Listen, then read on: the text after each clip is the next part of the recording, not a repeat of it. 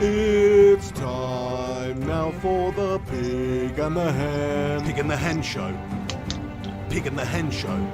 It's time now for the Pig and the Hen Show. Pig and the Hen Show. Pig and the Hen Show. It's time now for the Pig and the Hen. Pig and the Hen Show. Pig and the Hen Show. It's time now for the Pig and the Hen Show. Pig and the Hen Show. Pig and the Hen Show.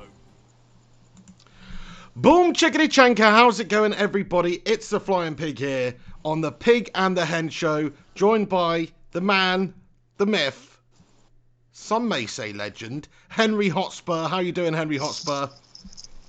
Very well, mate. I couldn't be better after being stuck in China, as you know I was previously a couple of weeks ago, literally self-quarantined for about 3 weeks, and now I find myself in Thailand on John TM Beach, right, which is, you know, a little beach not far from Pattaya, okay, like the stuff of dreams for you young bachelors out there. But, you know, I convinced the missus this is the right place to be right now for me, for her and my two young children. Awesome, mate. Well, yeah, fair play to you out in Pattaya there, mate.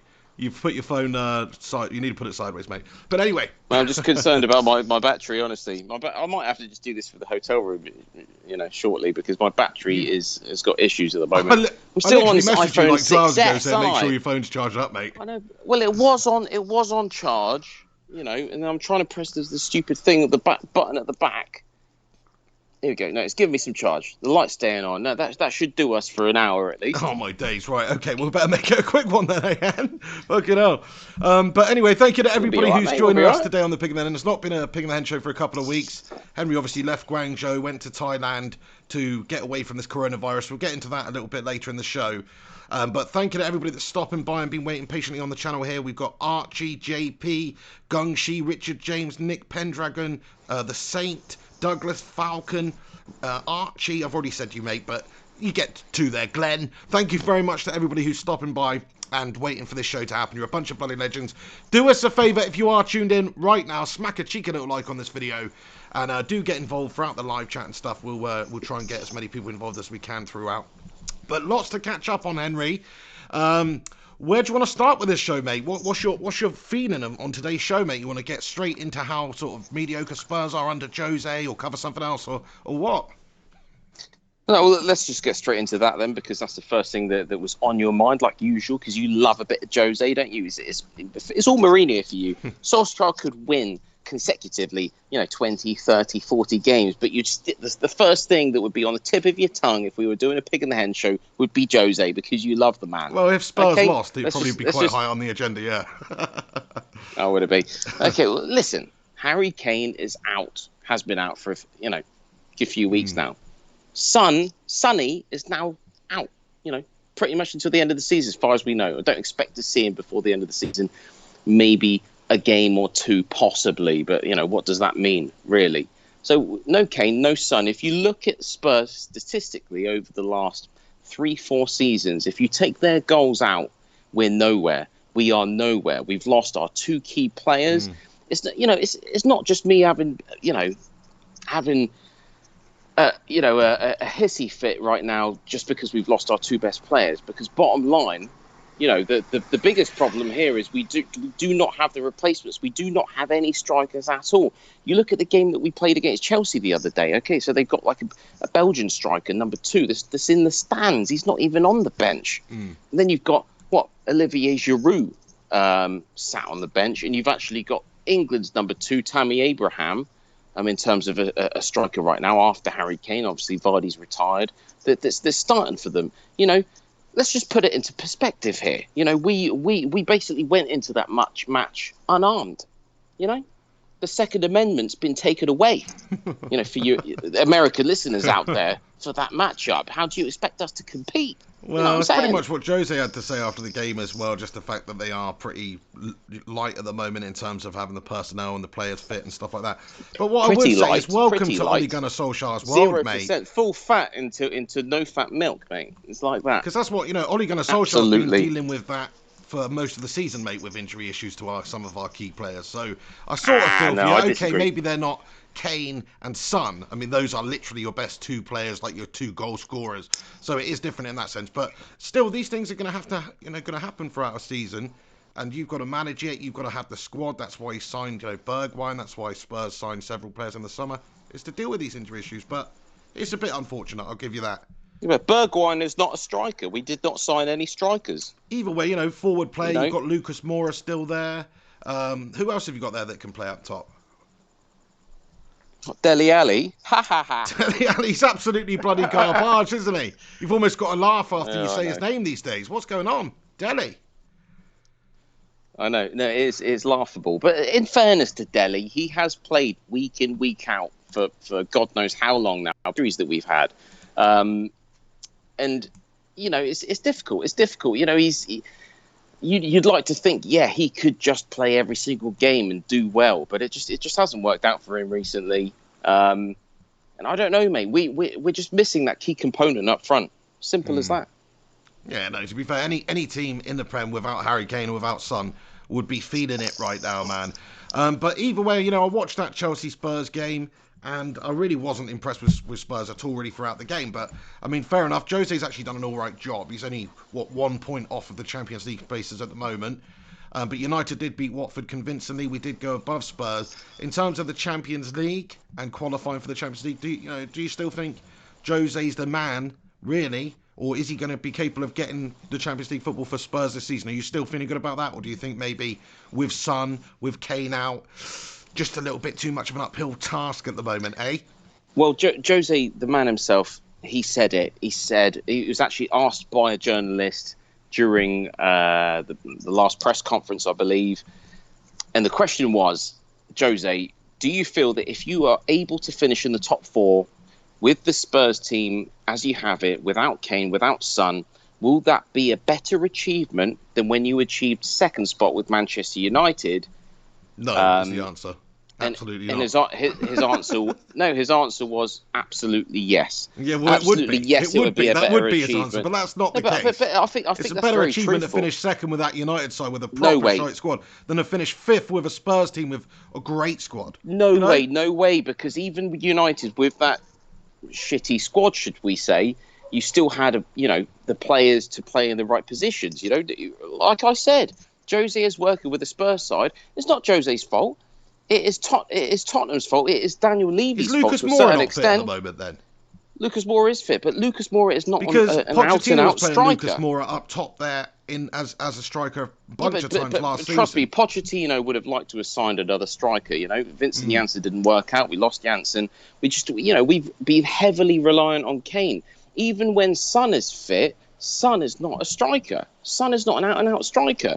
He's an attacking midfield player that's very versatile, that can do a lot of jobs, that can cut in from the wing, you can play him through the middle.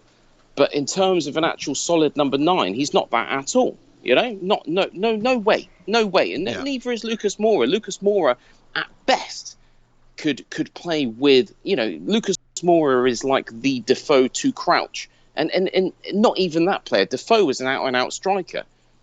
Moura is a creative attacking player that can get the goals, that can fill in that position. But we don't have a striker right now. We don't have a striker. Nowhere near it. Jose's going to have to pretty much make do, isn't he, for the rest of the season? That is an issue without those guys there. It sort of brings me on to a point I want to make, which is like, I just feel after this January transfer window and after this winter break and after, what you're seeing happen with Chelsea and Spurs, you're seeing maybe the squad's a little bit stretched. You're seeing them maybe just go off the boil a little bit. Obviously, Chelsea got smashed last night at home to Bayern. They did beat Spurs, but I don't think that's saying all that much at this moment in time. They lost to United at Stamford Bridge 2-0 the game before. So they've had a little bit of a struggle at the moment. And I think Frank Lampard has got his work cut out for him finishing top 5. Spurs, the injury problems. I mean, no Kane, no Son, little bit of a downturn. Just seems like maybe they're going to struggle for the last part of the season. Whereas United, it's good news for we signed Bruno Fernandes, we isn't signed it? Igalo on loan. You know, we've got a couple of players in there. If you saw the game the other day, I don't know if you saw the Watford game, Hen, but Bruno Fernandes absolutely ran the show for Manchester United. He had a hand in all of the goals, assisting, scoring. He looks does a look real good. player, looks a quality player. Made him my captain on fantasy football. Did me absolutely proud, the lad. And to be fair, he's just looked like the missing part of the machine that we needed in the midfield there. Sure, we've got to work out for us. We need to keep players fit, but we have got other players coming back fit into the side. And we've just added that little bit of a boost now. I just feel like with the momentum behind us now, we've just got a little bit of momentum built up. Whereas Chelsea, they've stalled. Spurs, they're stalling. You know, I just feel like United are going to get into the Champions League places this year now. So I'm pretty positive. Well, that's actually. great news. It's great news that you're positive in that respect. I mean, in fairness to Manchester United, you know, with Bruno Fernandes, if he can stay fit and he can continue to put in good performances like he has. I think he's settled in very well. You know, and it's different. It's different to someone like Bergwijn that's come in because, you know, we've gained a decent looking player, but we've lost our best two players. That's the bigger difference. I know that you've lost Rashford, but it doesn't matter because you still have other players that can still fit into the shoes of those puzzle pieces, them jigsaw pieces, if that makes sense.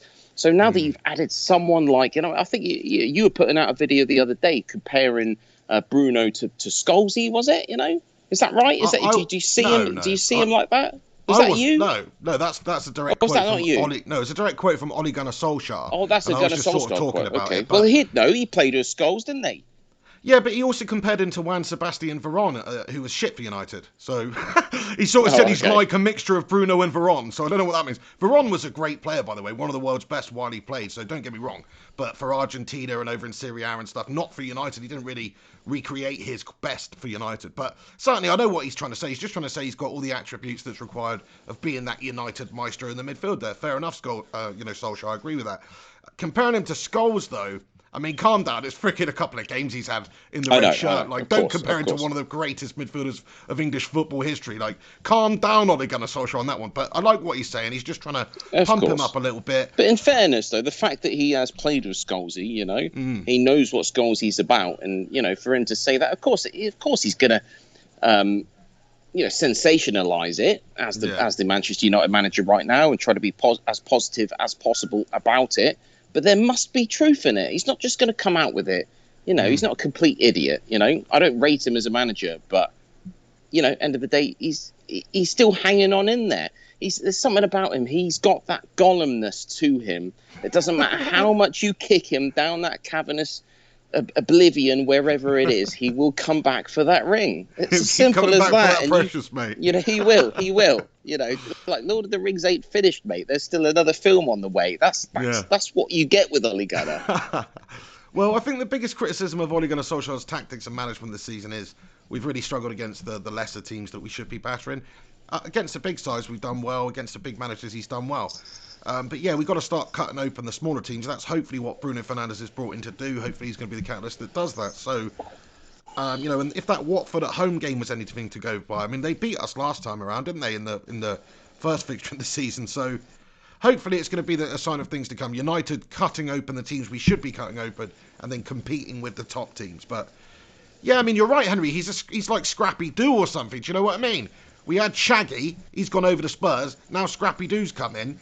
And he's putting up a little bit of a fight, to be fair. He's just doing about enough to keep his job. I think he'll be here until, I think he'll get another year in the job. If he finishes top 5, if he gets Champions League football, he will keep his job. People will call him for Poch and other managers. But I'm telling you now, Woodward and the Glazers, the way they've sort of come out publicly recently and supported him, I think he'll remain after. Oh, he will. Yeah. Summer. Regardless of public opinion on it, if he finishes top 4, he's staying. Of course he is. Yeah. And fair play to him. He deserves to stay there if he gets your top 4 with the team that you've had. With the team that we've had, see, even you, Henry, somewhat, don't take this the wrong way, somewhat nonsensical Spurs fan can see that... what do you mean nonsensical? That's I find that offensive, I said don't take offence, mate. I said don't take offence. Somewhat, the key word somewhat nonsensical Spurs fan even thinks that Ollie's doing an all right job with the shite squad that we've got. And yet there's lots of United fans that want Ollie out just for a year in the job. We're fifth in the league. I can't listen into you. I can't listen to you right now. We need to address this. What do you mean nonsensical Spurs fan? I mean, that is like some kind of generalisation, some kind of derogatory term for a Spurs fan. I think that's completely unacceptable. We should not accept it on this channel, let alone, I just said somewhat. You need to apologise. I don't know. I think there's probably, an archive of footage from the Pig and the Hen show over the years that sort of backs up what I'm saying, mate. And I said somewhat. I don't know. Hey, Henry, sometimes you make some very coherent, very astute points, my friend. Don't get me wrong. You're a great pundit, mate. But at the same time, just saying.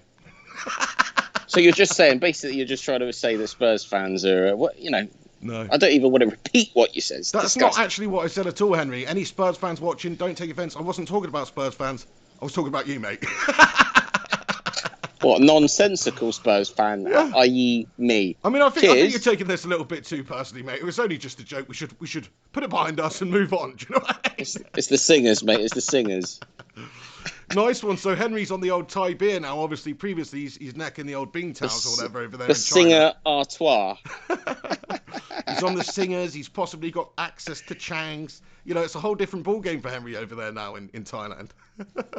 Well, the percentage of alcohol has been risen. In China, you get Qingdao. Best you can hope for is about 4.3% in a bottle, if you could believe those figures. That's not a reference to the coronavirus figures, but I'm just saying, right? In Thailand, everything's 5%, pretty much, unless you get like an archer. Nobody goes for that. So it's, Singer, Chang or Leo. It's a solid 5% beer, just to compete with the Heinekens, which are, just a tiny little bit more. But, obviously, you pay the tax, don't you? You pay the tax. So, it's Thai all the way out here. But they make decent lagers. They do, in fairness. I can see you put a lot of thought into this, mate. How are you enjoying the food out there? Like, you're having Thai green curries and all that sort of stuff? Okay, the food is good. It's, the thing is, if you don't like lime, if you don't like a little bit of kind of raw, crunchy veg here and there, if you don't like fish sauce, which a lot of people wouldn't know whether they liked it or not because it might be put in your food and you didn't even know. There's certain flavours that, if you like it, you're going to love it out here, cuisine-wise, if you're eating Thai food. And if you don't like that stuff, then you're going to struggle. But you're not really going to struggle because you can just pick up food that is not got those, those kind of things going on. Simple as that. Fair play to you, mate. Well, you'll be able to get a couple more because just to let everyone know, there's thank you to Michael Collins for sending in a cheeky little super chat here, Michael. Thank you so much for getting in, Michael Collins, proud member of the PDL, the Phil Jones Defence League. He comments and says, cheeky little super chat in the middle of a work meeting. Have a great show, lads. Shout out to the PDL. Hey, Michael Collins, thanks so much for getting in here, lad, with that. He's not even able to tune in and watch the show properly, but he's still here, showing his support, wishing us luck for the show. So thank you for that, Michael Collins. I know, it doesn't he have some kind of work meeting? I mean, surely that sounds quite serious, but it's like, no, what's it for him? Even though he can't even listen to the show, he's just sending in that cheeky little super chat. No, fair play to you, Michael Collins. Fair play to Michael Collins. When you listen to it back, Phil Collins, possibly. And also, legend. Also, a sizable donation has come in from Mr. Gungshi, Mr. Hugh. Henry, did you know Gungshi's name is Hugh? Did we discover that whilst you were on the show, or was that another time? Hugh Gungshi, is it? Something like that, yeah. You've got a huge Gungshi. Oh, crikey. Well, we don't know what that means in certain parts of the world, mate, but maybe that's what his name's all about. Put away your huge Gungshi, mate. Yeah, Gungshi, hey, thank you so much for that, Gungshi. Top man. Thank you for supporting the show. Thank you for getting involved today. You're a bloody legend. So shout out to Gungshi, Michael Collins. Also shout out to everybody else that's tuning in here now. We've got a few new faces in here. Jay Howard, Patrick O'Neill, Viking Red, Mark Sin. How you doing, mate? Good morning to you. Primot, one of the channel members and legends. Gary Wells, how are you? Shout out to Glenn as well for super chatting 11 knocking. I believe that's Norwegian kroner or something. But either way, thank you, Glenn, for that. You top man. Let me see if there's a message to I know. I do love the different currencies out there. It doesn't matter where you are in the world. If you're able just to send in, like, even if it's like a penny of your currency, then you'll get a shout out, and we could just find out, what we'll try and work out how much that is, obviously. But it'll be interesting. Shameless, to talk about shameless, the different. mate. It's shameless. I'll tell you what is shameless is the pig sent me in 40 something pounds or something. Like this is an accumulation. I don't know how long it is, but I've actually finally gained some financial strength from having done this show. And as you can see, I'm full of passion tonight. I'm up to my best. I've got beers here. I'm out. Is your battery up to its best, mate? Have you checked on that? Well, you're just gonna have to make. Well, we don't want it cutting out, though, mate. You're gonna have to address this situation. Is it still charging? The white light's still on the back, and that means that it is supporting my 6-year-old technology of an iPhone 6. Say on the battery 6S. Right now? And what does the battery percentage say? Okay, well, you're going to have to wait a sec, because then you won't be able to see me for a second. Right, it says 19%. Well, you can go into settings and you can have the percentage displayed in the status bar, but that's fine. I wouldn't know that, would I? It says 19%, but it says it's charging at the same time. So, which is good. Okay, well, we may have to go with it. We'll make a save later on in the show then, possibly. But yeah, sorry, I didn't read out Gungshi's comment that he sent with the donation there. Gungshi, thank you for getting in here and supporting the show. He comments with a message saying, donation for the pig snacks and the hens beers over there in Pattaya. Top man, Gungers. Thank you so much. Henry, please respond. Sorry, no, I was just shutting down a few different apps thinking that, Sorry, what are you saying? Gungshi's message, he just said, here's some beers for, here's some snacks for the pig and some beers for the hen over in Pattaya. To be honest, don't need them. I'm gaining weight out here, honestly. Like, I was self-quarantined for about 3 weeks. Come here. I'm just obviously always on the beers, but I'm eating more as well. Do you know what I mean? I went to Tesco today. Really? They've got a Tesco over there? The biggest, you got something called Tesco Lotus. I don't know if that's some kind of collaboration between Tesco and some other company. I don't know. But yes, the biggest Tesco I've ever been to, essentially. It was massive. It's just a Tesco that literally just sells Biscoff biscuits, mate. Yeah, well, they had Tesco stuff. They had Tesco Finest stuff. It was all right, you know what I mean?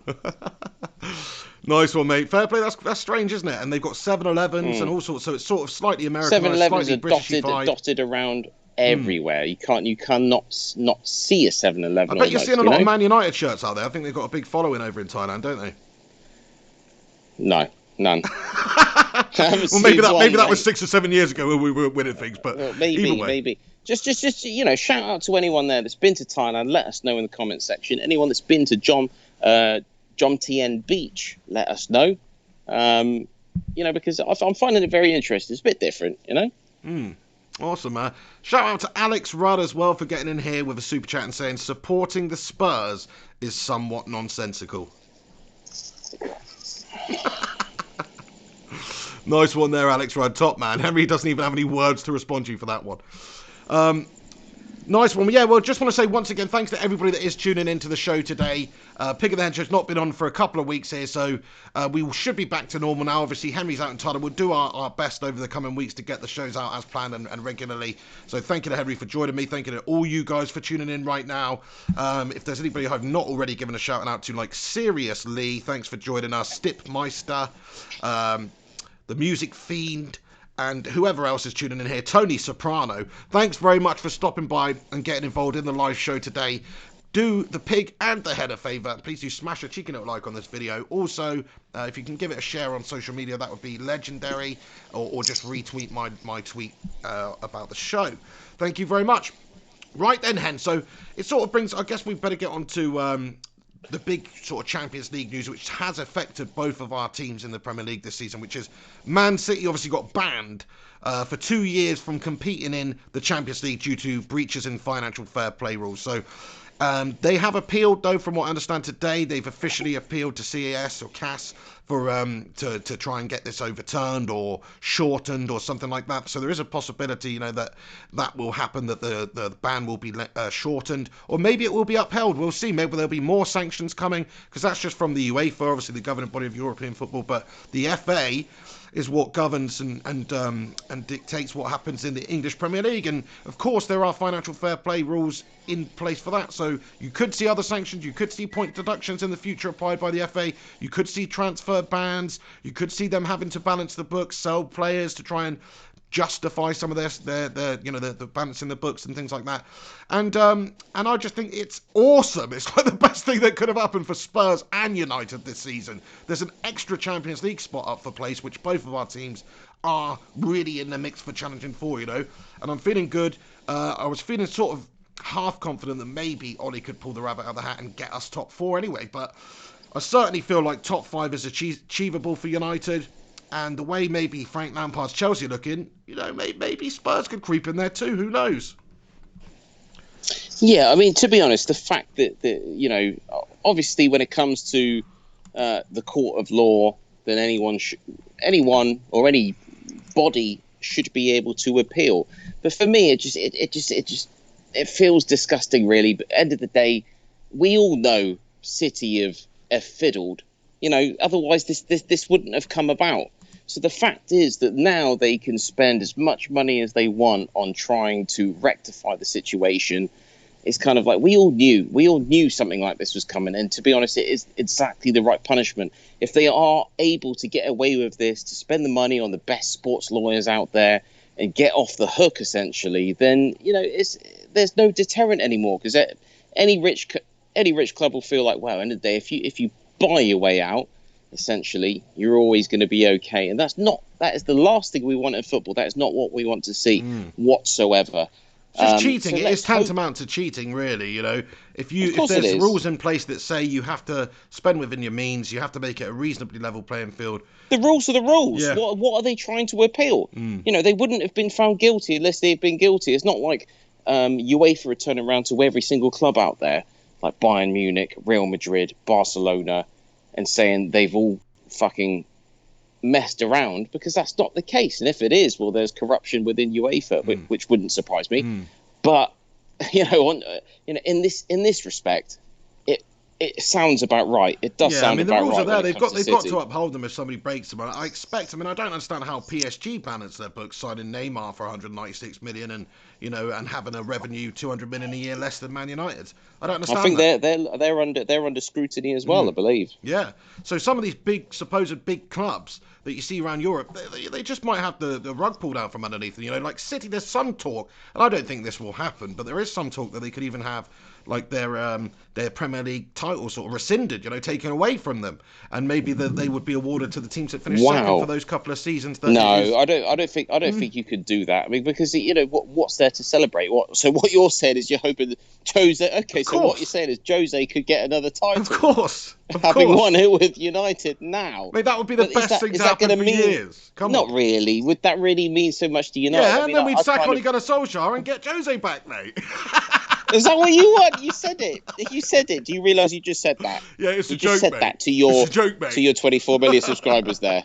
Not 24 million. It's a joke, sorry. Mate, but no, fair play. That would be absolutely amazing. Come on, and mate. To be fair, that achievement that season from Jose was pretty good, like finishing second with that side, even though the gap was massive. If they did take the title off of them, that would be sensational. But what it would also be, but that wouldn't be. That Liverpool win one as well, doesn't it? You know what I mean? I think Liverpool finished second as well one year, so they would also be awarded their first. No, I title. think that's stupid. You can't. It's not like Pep and the rest of the Man City squad are all doing Lance Armstrongs. Well, how do we know that? Of superhuman players. Well, if that was proven, sure.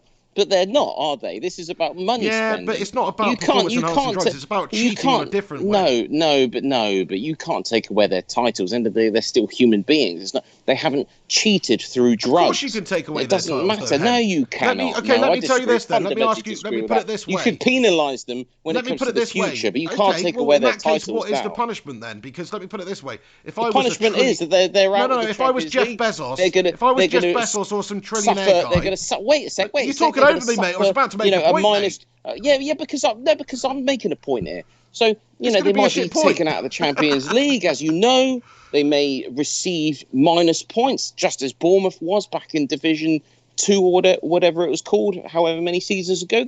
Things like that happen, which is fair enough. But you can't take away their medals unless you've proven them of like being drug cheats or something. I disagree, because I think if I was a trillionaire, if Jeff Bezos bought Manchester United and spent 28 times our revenue and spent £2.5 billion or whatever it was, a ridiculous amount on players, bought Messi, bought Ronaldo, bought all the best players in the world, you're just telling me that a 2-year ban of the Champions League is okay, but we're just allowed to compete and we're allowed to the trophies that we win over a 5 or 6 year period are all allowed to count, even though we cheated over that 5 and 6 year period.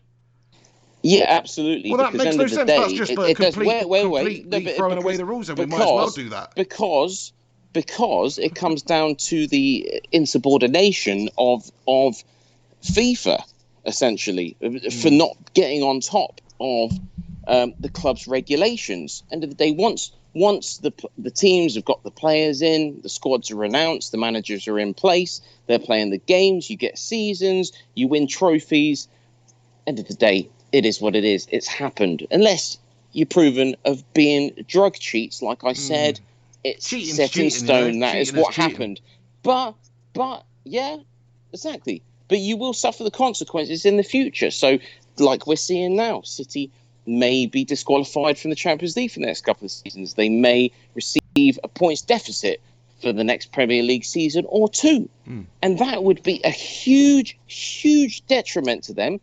To be honest, nobody cares about the past in some ways. It's all about the future. And if this happens to City, for me, that is, okay, you can't stop a murderer killing someone, but you can send them away for however many years, or you could even fucking put them on the electric chair and get rid of them, right? That's how punishment works, mate. But you cannot take away the fact that they killed that person. That's quite an interesting. It's quite an interesting way to. It already fucking. That's an interesting way to look at it, mate. I like that analogy. To be fair, I still think you can do that though, because it depends what the cheating, the levels of the cheating are. Depends how they've cheated. If it turned out that City had paid off the ref for 18 games of the season, then you say take it away from them. That's absolute corruption. It's basically the same. If you're not following the rules, then it's not fair. It's not the same. So you've gained an unlawful advantage over the opposition teams. No, you've gained an unfair advantage, and you're capitalising on that, and yet you still think the trophy should stand. It's for me. It's unfair in the respect that you are breaking the laws or the rules of what FIFA have set out. But it's not unfair in terms of the fact that the referee is being fair, and it's 11 men against 11 men on the pitch. Bottom line, doesn't matter how much money you spend, any 11 men could beat another 11 men on their day. That is football. And I think, for me, but it's just my opinion, mate. It's just my opinion. But I think in all honesty, I'm just sort of playing future devil's repercussions advocate. are enough. In reality, I think it would be quite harsh when you bear in mind a lot of the other clubs are spending big money too, to really discount what Pep Guardiola and that special team of City players has actually done over the years. I do think that to take the titles off of them is probably just a little bit too far. You can't take forward, titles, maybe relegate them to the Championship. I don't know, but exactly. You cannot take medals or titles away unless you're Lance Armstrong equivalent. Simple as that. Otherwise it would throw the whole game into disrepute. It's almost like VAR is already a little bit of a controversial subject, And what you're saying is let's just add VAR to the totality of football. So actually, a couple of years later, I'm just saying from post Fergie, mate. Since we were shit, video assistant referee saying that you kind of cheated here. You're not having the title now. Do you know what I mean? Well, look, in my opinion, I am sort of halfway there, Henry, because I do think that if you look at what City have done, fair play, it's great or whatever, but they've just thrown so much money out of it, and it's not been a fair playing field over that time. So they've had an advantage in terms of what they can do, how they can improve their squad, the players that they can get hold of. They've had that advantage. They've got the best manager one of the best managers in the world, on the highest money in the world, paying all the coaching staff, all the players. it's not the fairest of things, to be fair. And if you look at history, sure, they had great teams in the 50s or bloody whatever it was back in the day. But City's history, certainly in recent times, is not one of a club that should be up there challenging for Premier League titles and Champions Leagues. No offence. I mean, it's not like a United who successfully worked for decades and had success out there on the pitch and built up gradually. It's more of a club that's not got the same level of support, that's thrown money at it and that have tried to do it quickly and not the correct way. So do you feel like Leicester City should be looked at because they spent a bit of money, had a bit of luck, and they won the Premier League? Are they not allowed to because they haven't been a traditional Premier League winning City club? Hasn't spent anywhere near the amount that City have. Plus, they haven't spent, probably. Well, I don't know this for a fact, but I'm pretty sure they haven't gone beyond their means like City. Leicester's a big city with a big support. To be fair, in terms of who's got the most support out of Leicester City and Man City, I mean, I'd probably go for the Foxes on that one. In reality, I don't really know that. But I think City are just they're a much smaller club than their status at the moment, is what I would say. And that's going to piss off a lot of City fans. I think it's true. I think that they have not done it the correct way, to be fair. Leicester, when they won the league under freaking hell, his name's gone out of my head, Ranieri. They didn't spend huge amounts of money. They spent well. They had a great team and they did it the right way. And now you're seeing the benefits from that. With this Leicester side as well, I think it's got a knock-on effect. Success breeds success, and with City, it's just like we're going to throw money at it, and we're going to get there in as short a time as possible, and basically ruin the game and discount what all the other teams are doing in the league. So keep speaking, mate. I'm having a piss, mate. Oh crikey, mate! That is the nicest toilet I've ever seen in my life, mate. Oh, is it? I thought it was a foyer to a hotel or something.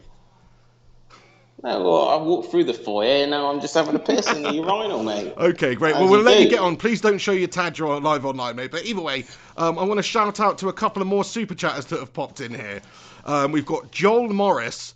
Thank you very much, Joel Morris, mate, for getting in here. He's commented with the super chat saying, after seeing the way Bayern played last night, I can see them winning the Champions League. Fair play to Joel. Yeah, I mean, Bayern, Gnabry, Lewandowski, they've got some great players. It makes me laugh, actually. I saw a quote by Tony Pulis when he had Gnabry over at West Brom. And obviously Gnabry's had a shitter of a game or something. And Tony's come out after and said, Serge Gnabry's nowhere near good enough a player to play for West Brom. And it's like now he's bossing it for Bayern, smashing up Chelsea in the Champions League. Just thought that was pretty funny. But yeah, I agree with you, Joel. I think Bayern, they're a very strong side. It is quite funny. I saw something that I think it was...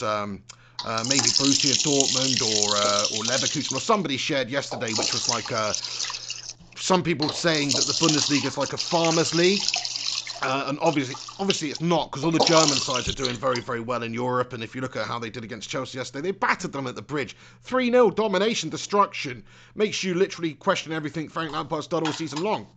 He's been up against it, though, he's had a transfer ban. It's not about that, really. It's just about how good Bayern Munich are. And in all honesty, Joel, I just think this period of time, the Premier League is not as strong as it should be. Now, not for Liverpool. Liverpool are the best team in Europe. They can compete with absolutely anybody. You could say the same about City right now, too. But below that, I'm not so sure if the Uniteds, the Spurses, the Evertons, the Arsenals and stuff like that are really going to compete with the top teams in the other leagues. Certainly the top leagues like the Spanish League and the German League. And you sort of saw that last night. I know it's only one game, but you can just tell, United are not quite there. Arsenal are miles off. Everton are building under Ancelotti again now. I don't even want to know what I'm talking about them in the same sort of sentence of the other side. Because they got Carlo Ancelotti. Yeah, I know. Why, but historically, they are a top six, top 7 Premier League side, so that's why. But, a few years ago, I would have put, David Moyes' Everton up against, Villarreal in the Spanish League, and I'd have bet on Everton every time. But now, I couldn't do that because I just think the other leagues maybe are just catching up a little bit in terms of depth, or not so much catching up. The English League is falling off a little bit. Not Liverpool, not City, but the other teams. We're in a transitional period as a league. Arsenal are bloody 10th or whatever it is. They can't really compete. In Europe, United, Arsenal, some of the best clubs in the history of English football playing in the Europa League. It says everything. So, fair play to Bayern Munich. I think they are an incredible team, obviously. Great performance by them against Chelsea. Another super chat's coming here from Clam J. Thank you to everybody that's getting in here and supporting the show. There's 80 odd of you legends tuned in right now. Do us a favour, smash a cheeky little like on this video. Have your say, get in the comments section. We'll try and read a bunch out. We'll have a little question and answer section as well before we get on to the next bit of the show. But Clam J comments, I don't think geese are capable of buttering toast. Okay, Clam J. Should have maybe read that one in my head before I read it out, because what are you on about, sir? But what did he say? I don't think geese are capable of buttering toast. Correct. Well, I know goose fat goes well with roast potatoes when you're talking about, Christmas or something. So, geese are capable of something. But what he's saying is they can't butter. I mean, and he's right. End of the day, goose fat has its uses. When it comes to butter, it's got to be proper cow's butter, hasn't it? I think that's what he's trying to get at. I think so. Hey, shout out to Gantech Vic, who comments, hi guys, great show. Take care there, Henry, in Thailand. Wear a mask always, mate. Which he's not doing at the moment, obviously. Well, I'm not doing it at the moment. I do have lots of masks. I mean, you're looking at 40 infections right now in Thailand. A population of 69 million. I've just come out of the most infected country in the world. I just want to be able to breathe without a mask on. But I understand what you're saying. I do see a few people out here with masks on.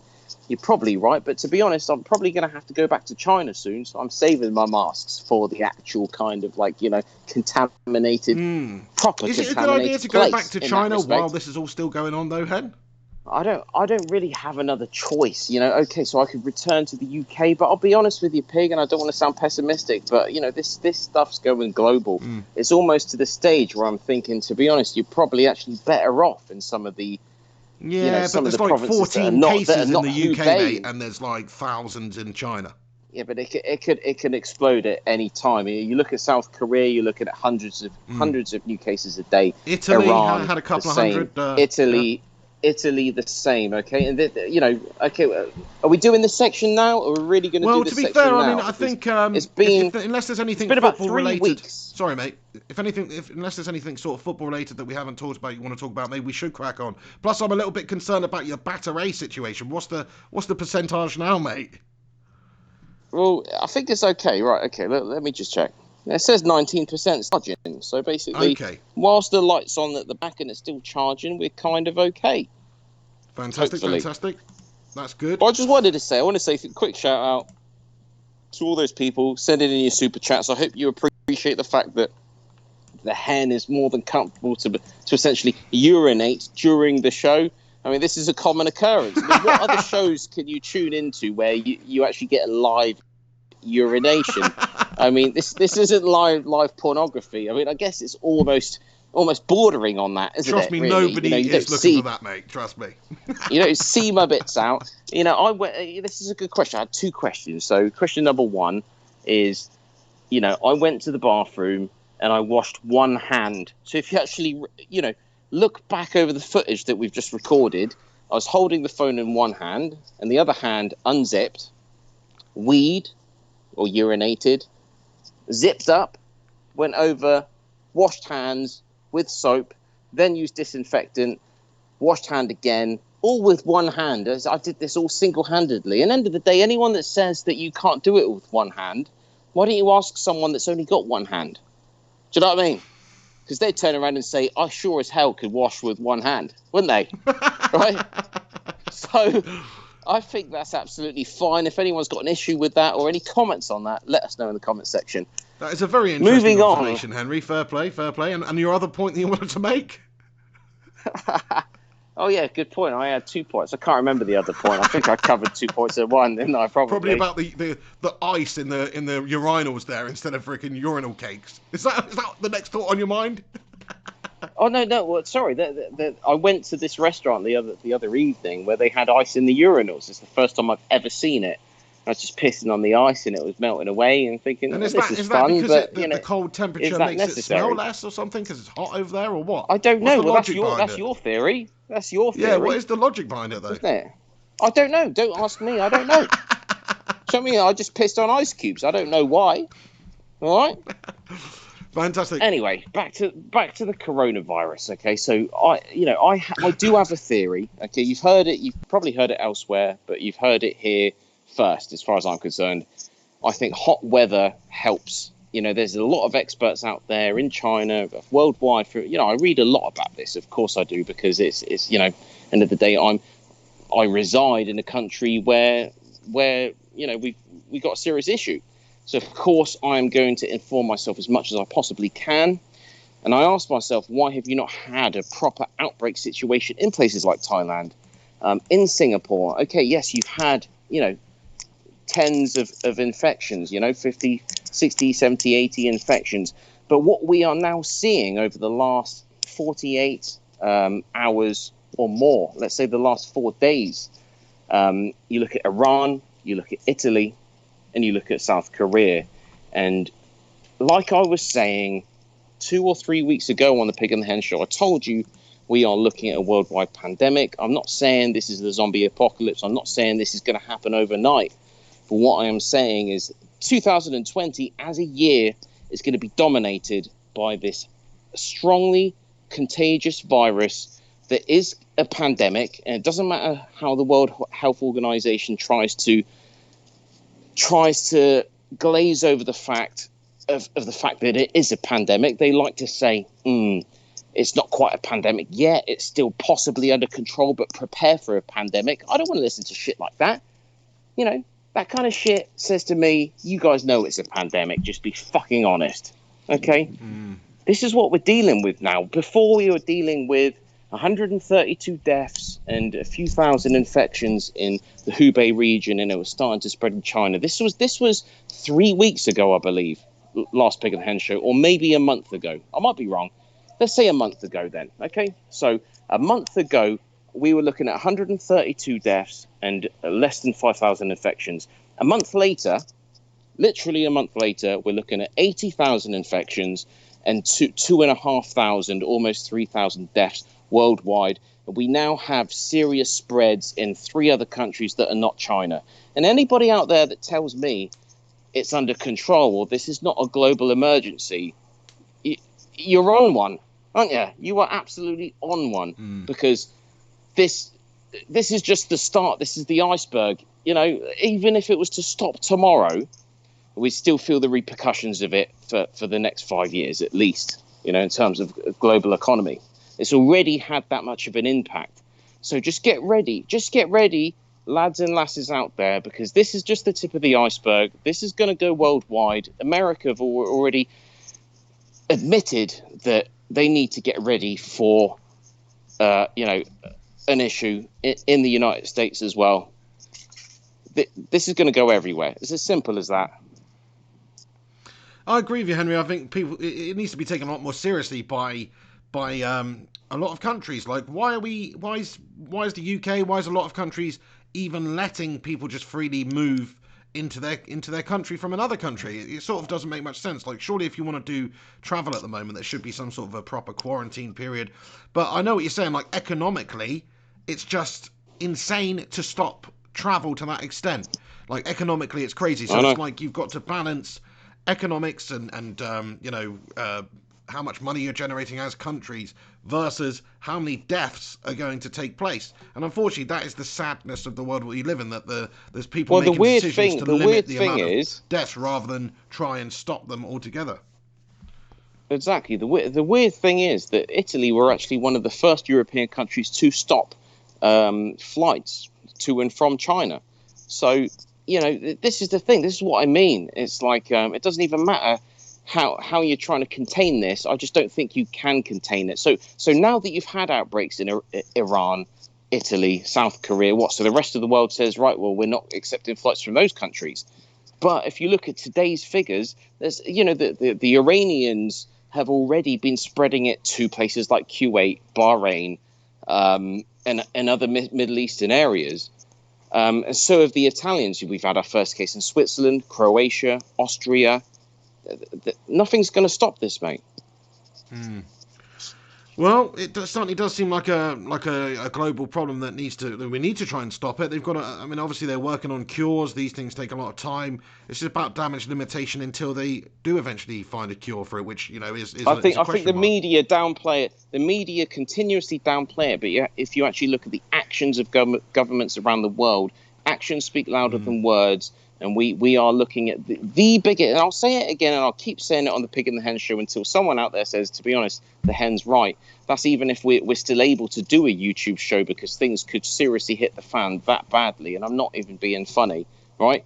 We're looking at the biggest global issue since the Second World War, by far. I think it could already be more significant. I have to disagree with you, Henry. Significant. I'm not. You might disagree with me. What about things like malaria and stuff like that? Are they not more of an issue? I hope you're right.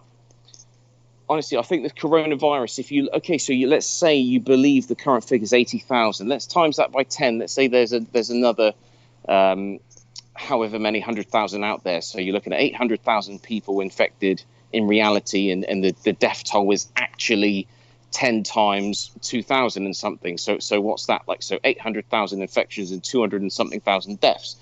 Okay, maybe I'm being ridiculous. Yeah, because the majority of people do recover. As sad as it is that people die, the majority of people do recover. So it's not a global killer. It's a But you say that, but you are basing that on looking at the Chinese figures, which for me you cannot. Despite being in some regards a fan of China, right? I base my life there.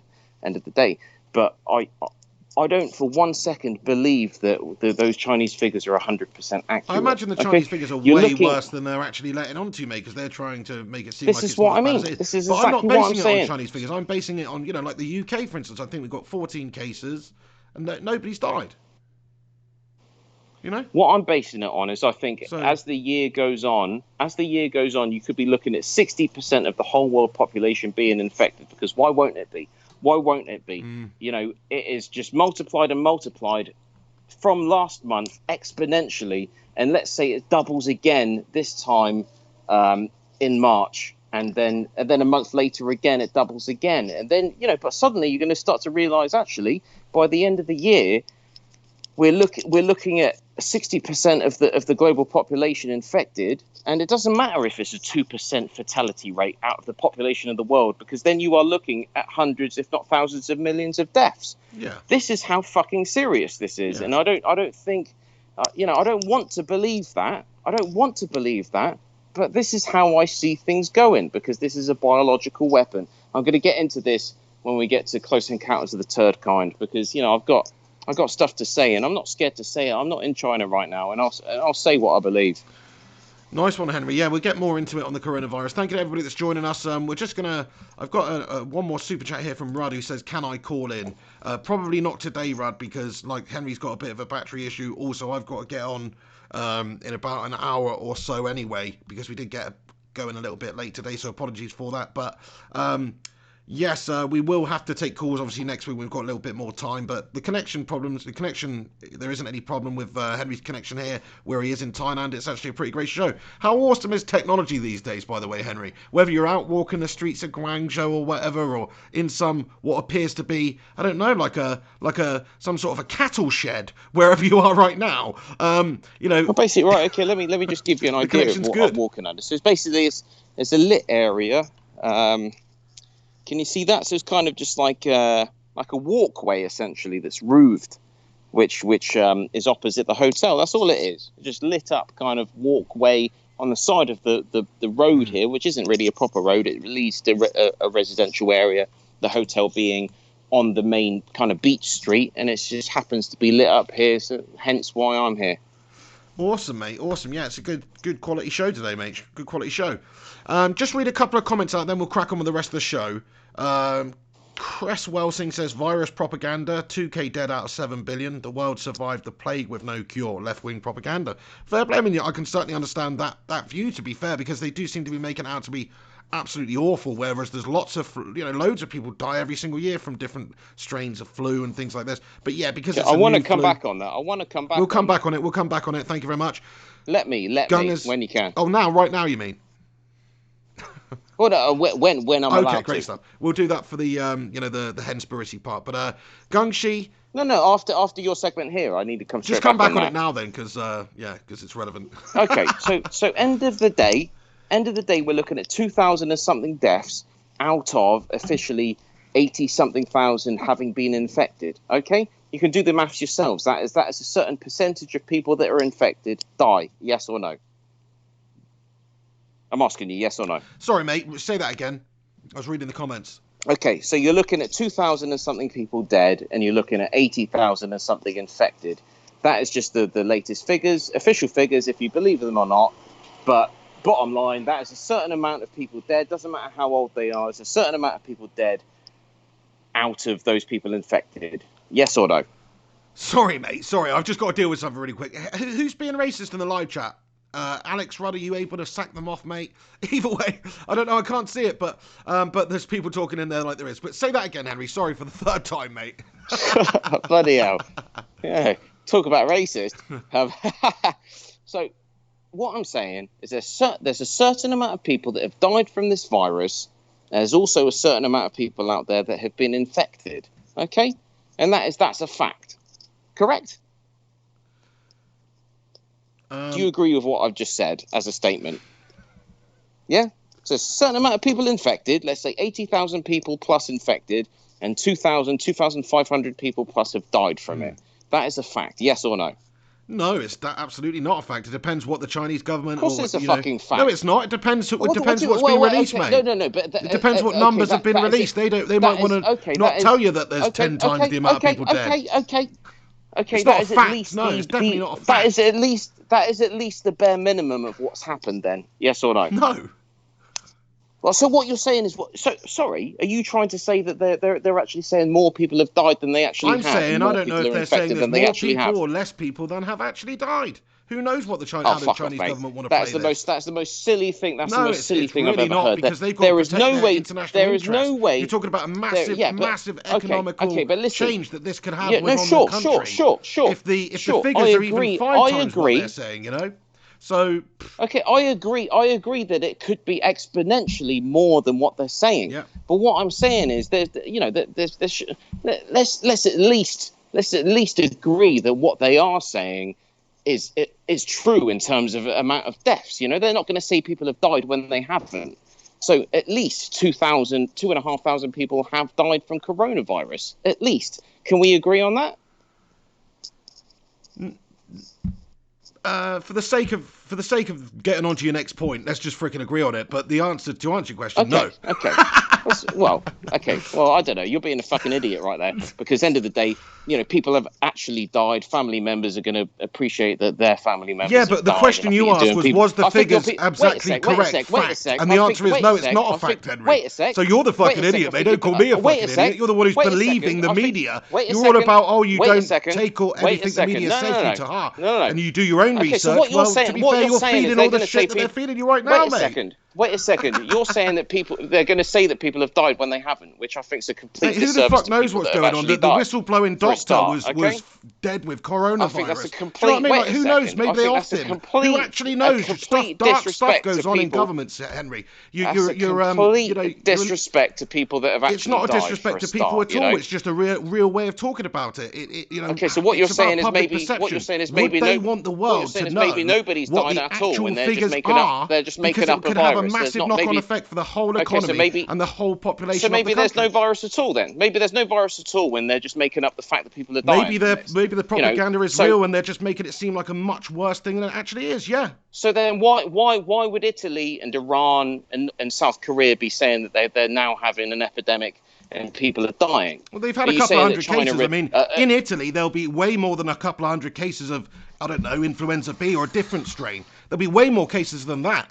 And yet people are still dying from that, but they're choosing to get on this whole coronavirus bandwagon of propaganda. So look, in one way, I'm not buying it or disbelieving it or discounting it in any way. I'm just saying to call a spade and say it's a fact is a little bit hasty at this stage, Henry. So that's the point I'm making. I don't think it's hasty at all. I think when it comes down to people that have actually died from coronavirus, doesn't matter whether who said it. When it comes down to the governments that said these people have died from coronavirus, I think. Plus, if you look at the death rate of China compared to the rest of the world, we can believe that. Why are more people, dying in China, percentage-wise, than other countries? I don't know why you've stuck me on this point. You're pissing me off now. You're pissing me off because end of the day, the World Health Organization, every organization in the world is saying this is how many people have died and this is how many people have been officially infected. And end of the day, I'm not saying that. But who are they I getting their believe figures those from? figures. They're not I'm going over saying to I China and believe those conducting the figures, but research themselves. They're getting that research from the Chinese government. When it Henry. comes down I mean, to, come on. I mean, this is just when it comes propaganda down 101. to,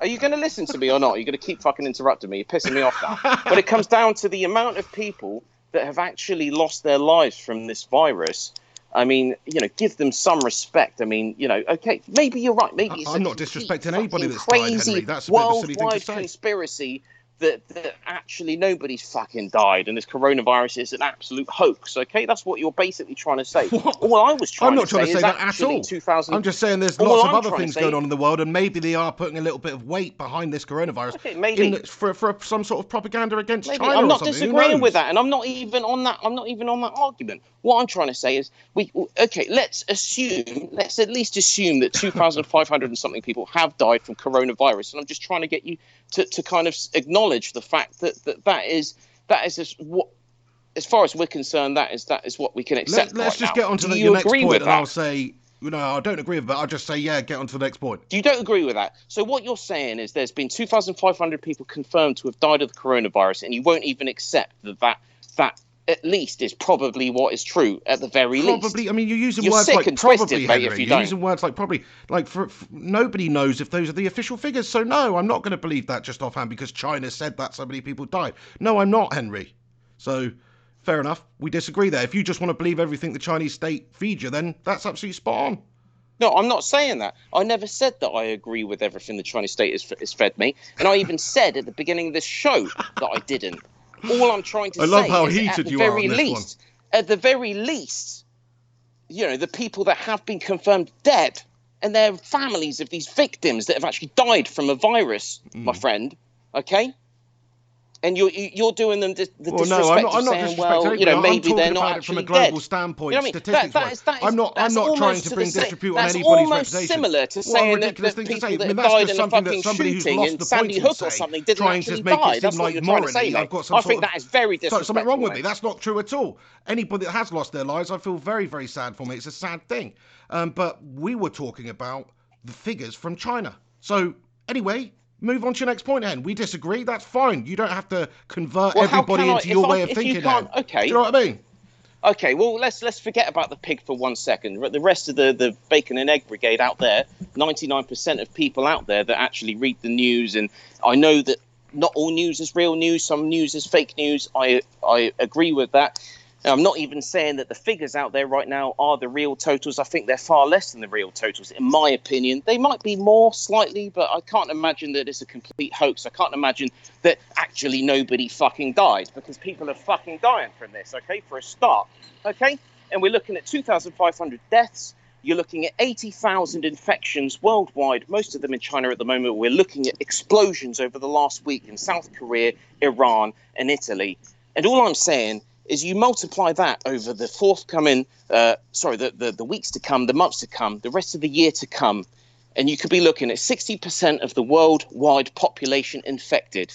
And if you work that out, and if you work out the percentage of what 2,000 and something deaths out of 80,000 actually is, and then you multiply that by the world population, or 60% of the world population, and how many people will actually fucking die, you're looking at hundreds of thousands of fucking fatalities. That's what I'm trying to say. That is the point that I'm trying to fucking make. I've never been so passionate in my life. Possibly. It's hard to say. It's hard to say 60% and just come out with a figure like that. It's very hard to say. Possibly, Henry, could be more than that. I'm not trying to play down the seriousness of this situation. The point I'm making, and what the point that some of the other people in the live chat are making, is that you don't believe everything they say.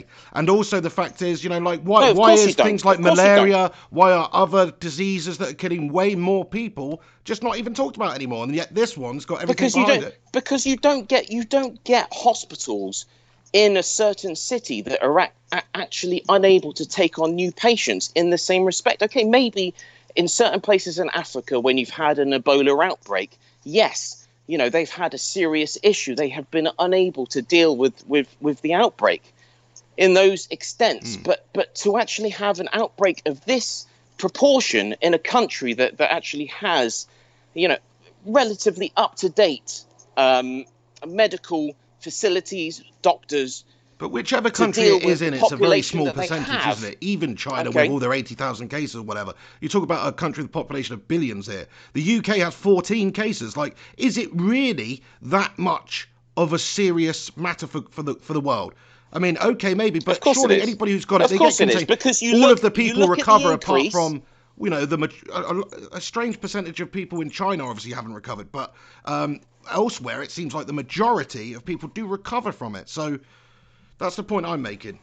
I completely disagree with that. You look at the statistics in Iran right now. You're looking at almost 20 deaths and less than 100 infections. So what you're saying is the infections in Iran must be much higher because the fatality rate is a lot less. Well, no, there's no scientific way of looking at it. It depends. Is a retirement is a retirement home infected, or is a school infected? Is a workplace infected? Is a cruise ship infected? There's so many different factors to account for deaths. True. That's true. Not just I'd agree with that. So it's very difficult to actually ascertain how fatalistic this virus is until maybe a couple of years, if not 5 years later.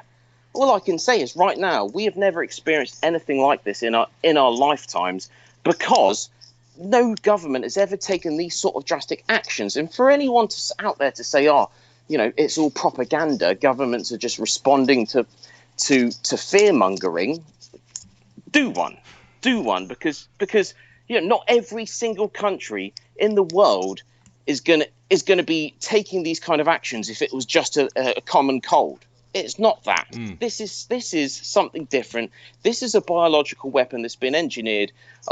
Let's just park it for 1 second, but I'd like to talk about this more in Close Encounters of the Third Kind, because I've got more to say about this. How's your battery situation looking now, Henry?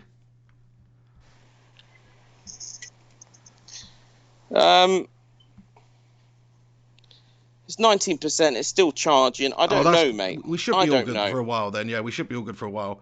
I mean, there's a mixed reaction in the thing here. Michelle Vella comments, there were other coronavirus in 2002. Coronavirus infected 37 countries, causing global panic. We recovered from it, learned from it, hence the hygiene we have. Panicking for no reason won't help. But then Alex Rincon takes the exact opposite stance and says with a super chat here, thank you, Alex, says, Pig, I understand your reasoning to downplay this, but this is serious. USA, CDC is telling us to prepare for this to be severe. The fatality rate is similar to the 1918 flu pandemic, killed 60 million people. Fair play. I mean, absolutely. You know, it depends who you're getting your information from, Henry. I mean, I personally, Henry, I understand what you're saying. I don't disagree with it. I'm playing devil's advocate to a degree. But I know you are. To me, though, you, Henry, have always been somebody to question absolutely everything with this. So to just take it and say those are the figures, I find it surprising. It's a serious situation. It's hard. We need to contain it as best we can. I don't understand why any government would make up. I don't understand why any government would make up that people have died when they haven't from a disease. I don't see why they do. I don't see how that's in the best interest of anyone. Well, it depends. Governments are dark places, mate. Like, cover things up. Look at, this whole Jeffrey Epstein situation, for instance. I mean, he's basically been it's pretty freaking obvious, and yet they're telling you that he killed himself. So they're telling you something that's probably not true. Who's to say that these governments couldn't just say... it'll be the first. Okay, well, this is a pig conspiracy, and I don't think anyone else has heard this because I've been reading everything on this. You've heard it here first on the Pig and the Hen show tonight. Perhaps the whole virus is an absolute hoax made up by the Chinese, and somehow they've got every other government in the world in on it. You heard it here first. Thanks, maybe that's the thing. It's speculation. Maybe it's some sort of biologically, some biological weapon, as you say, that's been produced by North Korea, and they've just put it in Wuhan. It is a biological weapon. And they're looking to try and destroy the economy of China by stopping complete tourism, stopping travel, stopping business. I mean, it's having an effect, Henry. Like, whether you want to, like, for instance, my missus buys stuff off Amazon for her daughter and stuff from time to time.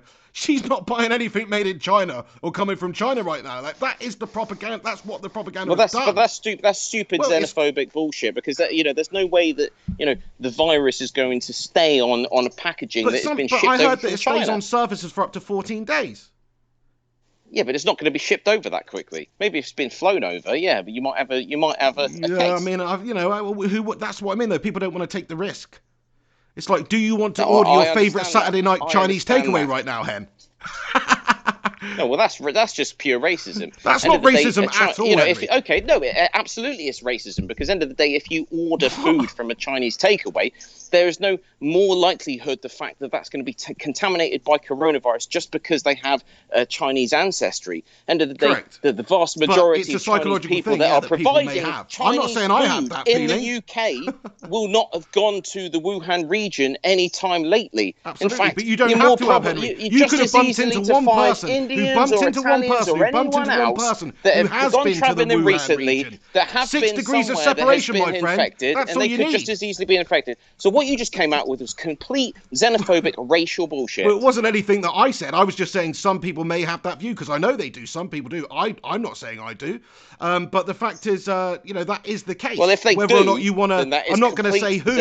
I'm not going to say who bullshit. has that view, but certainly one of our friends has that view, rightly or wrongly. And that's what I'm saying. It could be part of this whole propaganda machine, which is trying to affect the Chinese economy. Because obviously they are the global superpower. So what better way than to bring them down a notch or two than to stop everybody buying all their products, to stop people travelling there, to stop the business being done to a level. Fair enough, Henry. I mean, you're taking the pig stance this week, and I feel like I'm taking the hen stance. But that's how it is. I'm just being a devil's advocate, mate, for fun. Anyway, we better move on to the next part of the show, otherwise Henry might flip a lid here. You can see the passion coming out of this man. He's all singered up. Do you know what I mean? And the passion is dripping out of him. Right, okay, let's go to the next part of the show then. It's time for Pig and Hen's Melter of the Moment. Pig and Hen's Melter of the Moment. The Pig and the Hen's Melter of the Moment. What a melter! Okay, lads and lasses, it's time for Melter of the Moment. Great show today. Thanks for joining us, everyone. I just want to... Right, okay, it's not football, but my Melter of the Moment, I'm just going to give it straight away to the bronze bomber, Deontay Wilder. Not for his performance. He obviously got beaten, well beaten. He's had a great career. He's a very dangerous fighter. I'm not taking anything away from his boxing ability. He's probably the second or the third best heavyweight boxer in the world. So fair play to him. But what I'm saying, the reason I'm calling him a melter, is because he came out after the fight, said Fury never hurt him.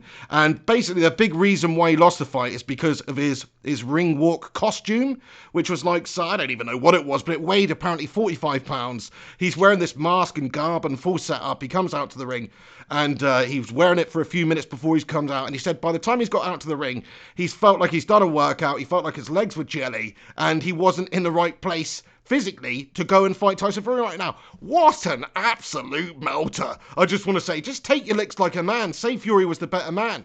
Say you're going to change some things and come back stronger next time, and you've got the rematch clause. Say these sorts of things. Don't say you only lost because you were wearing a 42-pound bloody costume on the way out to the ring. It's pathetic. I mean, come on, Deontay Wilder. The bronze bomber's 6'7". He's an absolute beast. He knocks people out for fun. And he's complaining wearing a freaking little bit of metal. Crikey, imagine these people going in on horseback back in the day wearing all that chain armour, chainmail and all that shit. Bloody hell. 2 seconds, lads. Can we just wait 10 minutes? I need to catch me breath. Do you know, fuck off. Do you know what I mean? I know. The fact is these people dressed in plate mail, chain mail, split mail, whatever the fuck mail it was. Yeah. Armour-wise, back in their medieval days. It's not like they actually get into battle. It's like, I've got to take all this shit off now. I know, so and it's like, hang on, fight. we didn't agree and then I on get killed, you wearing like, 10 pounds less armour than me, I shouldn't have actually been wearing that armour beforehand. You know what I mean?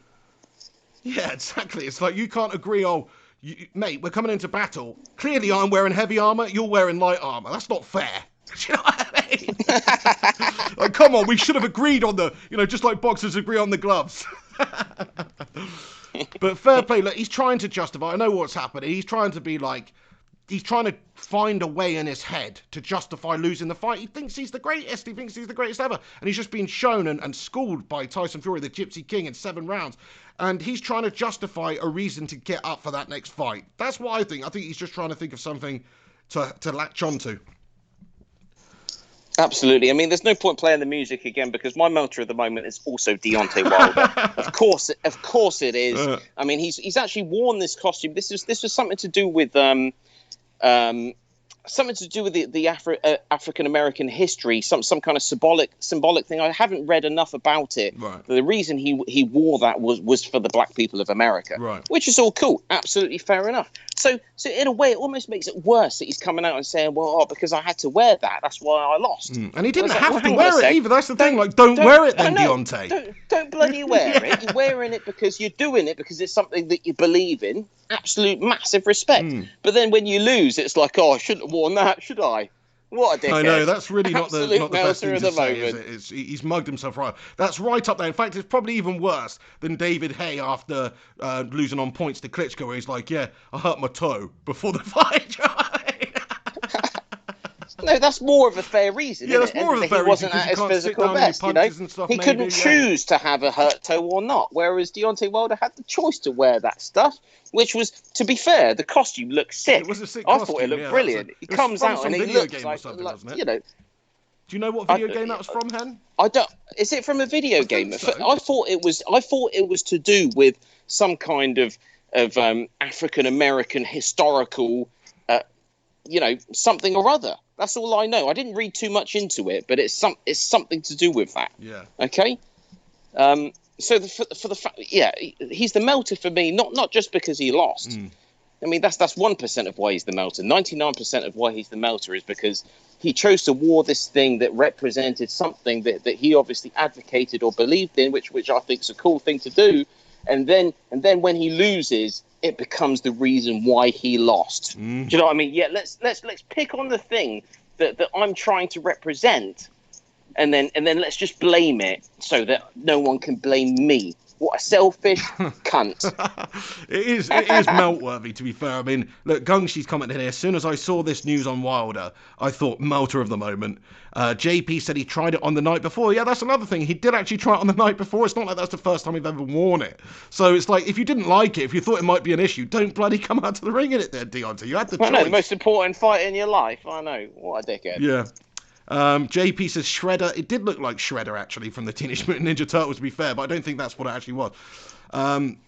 But yeah, no, I think we're all in agreement there. Melter at the moment, Deontay Wilder, like you say, not for his performance. It's no disgrace losing the way he did to Fury. In fact, I thought he showed a lot of heart, taking a lot of punishment from him and still keeping coming. At the end of the day, it was his corner that threw the towel in. He didn't give up. He didn't get knocked out. He didn't fall down. He was still there, ready to take more punishment, trying to find that big right hand. It just wasn't there for him. Very much so. I mean, for me, small melter of the melters of the moment is actually his corner. Because I feel like, having watched the fight, I really feel like his corner wasn't really helping him at all. I feel like they didn't know what to do. They could see Tyson Fury taking the upper hand. They saw Deontay Wilder taking a beating, and there was no change. There was no advice. They didn't have any plan whatsoever, and it really didn't help Deontay. But that is sort of partially down to Deontay Wilder being a very one-dimensional fighter as well. Like, that's all he's ever really been. He's not the slickest boxer. He's not got all the movement. He can't fight southpaw. He can't do this. But he's just got a big right hand. He just knocks people the F out. So, really, do you want to change his game plan? It's like in the last Tyson fight, he would have definitely lost on points until he smacked him down with that big right hand and almost knocked his freaking head off. Like, he's always got that in his locker. So, from that point, if you can only do one thing, though, you're always gonna come across someone that can beat you, and that's what we've witnessed. When I actually watched the fight live and I was doing a watch along for it on the channel, I at the time I thought because I had the volume down, so I was just commentating on it myself from my own visual, and I thought that the referee had stopped it. It was a bit of a weak stoppage, but on hindsight, having watched it back a couple of times and seeing the punishment he is taking, and also seeing Deontay Wilder sat in his stall the round before, he looks like a beaten man. He probably shouldn't have been allowed out into that 7th round by his corner. So you can say to throw the towel in's a little bit whatever, but Deontay's not happy about it. He's blaming it on the man that threw the corner through the towel and stuff like that. But really, they've saved him there. Really, they should have probably pulled him out of there even before the start of that round. The moment where that fight becomes unwinnable, they should take him out there. I guess if you're Deontay Wilder, there isn't a moment in the fight where that's not possible because he does have this bloody cannon. So I can understand it. He's too tough for his own good. The corner obviously knew that, but they should have maybe predicted their fighter a little bit. But no, I can't say anything bad about the corner for throwing in the towel. I think they did the right thing. Absolutely the case. I mean, I'm down to 10% battery. I've got two choices. I can stay out here and hope to last a few more minutes, or I I could try to venture into the hotel room, get myself on charge, but risk the wrath of the wife. Let's have a vote. What should I do? Well, you should definitely go in and try and charge it up, mate. Yeah, I mean, even if you just get another 20% and then come back out or whatever. But obviously stay on the line with us, man. Well, what I will say, is end of the day, any super chats coming in right now, when I actually go up to the wife and say, I'm sorry, I sort of have to do the show right here. I know kids are sleeping, etc. I can at least say, well, we got super chats coming in. This is work, babe. You got to understand it, So, do you know what I mean? I'm just putting it out there, lads and lasses. Nice one. Okay, well, yeah, we'll try and do the show. Obviously, next time we do the show, just charge your phone up, mate. Yeah, I know. Crikey, because we have had 3.5 hour shows just on battery before, so I know it can be done, Henry. I know it can be done, my son. But yeah, no, appreciate you doing it, man. I think it's about time, like you say, with these super chats coming in, to bite the bullet and buy a cheap Android phone that's got a good battery life, mate. It's 2020 now. You've got what? When was that phone produced? 2015. I don't know. It's a good phone, obviously. It's still going. I would have done, but I'm running away from like a global pandemic, mate. Do you know what I mean? If that ain't an excuse, I don't know what is. Fair play to you, mate. Fair play. Okay, well, let's get on to the next segment of the show then. Shout out to you all for tuning in still. Gungshi, Illa United, shout out, Clam J, JP, Devil of a Red, Pie-Eyed Piper, Alex Rudd, absolute legend, Viking Red. Who else is in here? But you know who you are. Thanks for stopping by. Thanks for joining in. Smash a cheeky little like on this video if you are tuning in right now live. Give it a share if you can. Subscribe if you're new to the channel. We do this show every single Wednesday. Live sort of football and obviously random chat. It is half the time as well. Podcast. So you can also find the podcast on soundcloud.com/flyingpigpodcast or search Flying Pig Podcast or search Pig and the Hen Show as well. Okay, so let's get on to the next segment then, which is Nutbag of Note. And here we go. Hopefully, Henry Hotspur is going to be the Nutbag of Note right now. And he's just going to say to the missus, look, this is how it is. And she's just going to take it. We'll see. I'm going to play the Nutbag of Note music.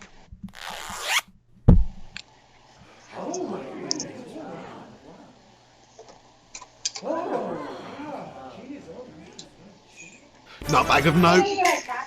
Nutbag of Note. Nutbag of Note, Nutbag of Note, Nutbag of Note.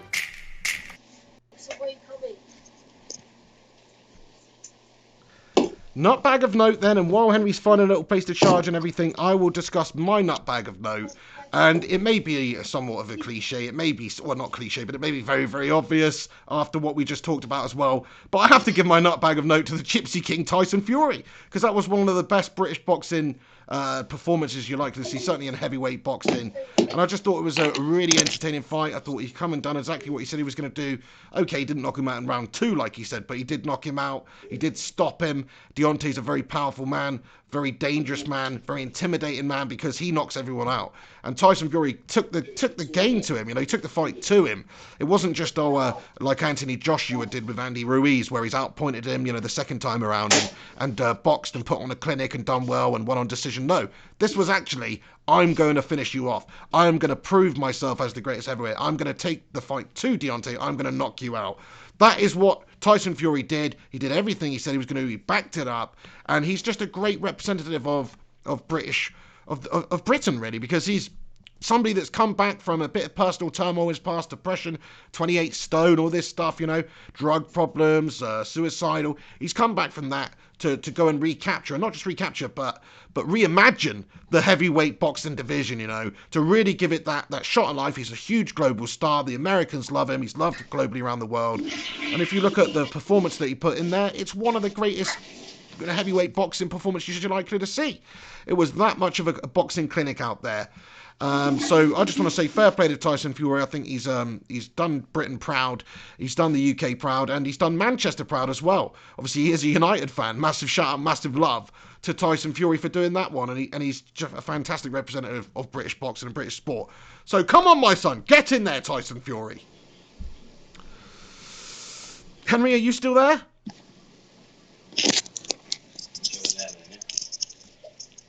Still there, Henry? I think he's having a conversation. Okay, so we'll get into a conversation. I'm not. I'm here. Oh, you are. Can you see me? No, mate, we can't see you. No. Wait a sec.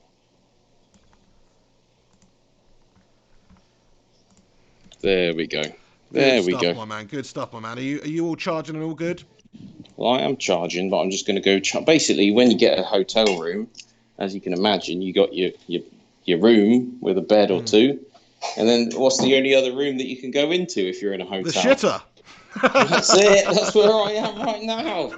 There we go. You got a bog. You got a shower. That's me. But at least I got a room to work with, and I'm on charge. Happy days. Perfect. Absolutely brilliant. Thanks for doing that, Henry. Great, top man. Okay, who's your nutbag of note then, Henry?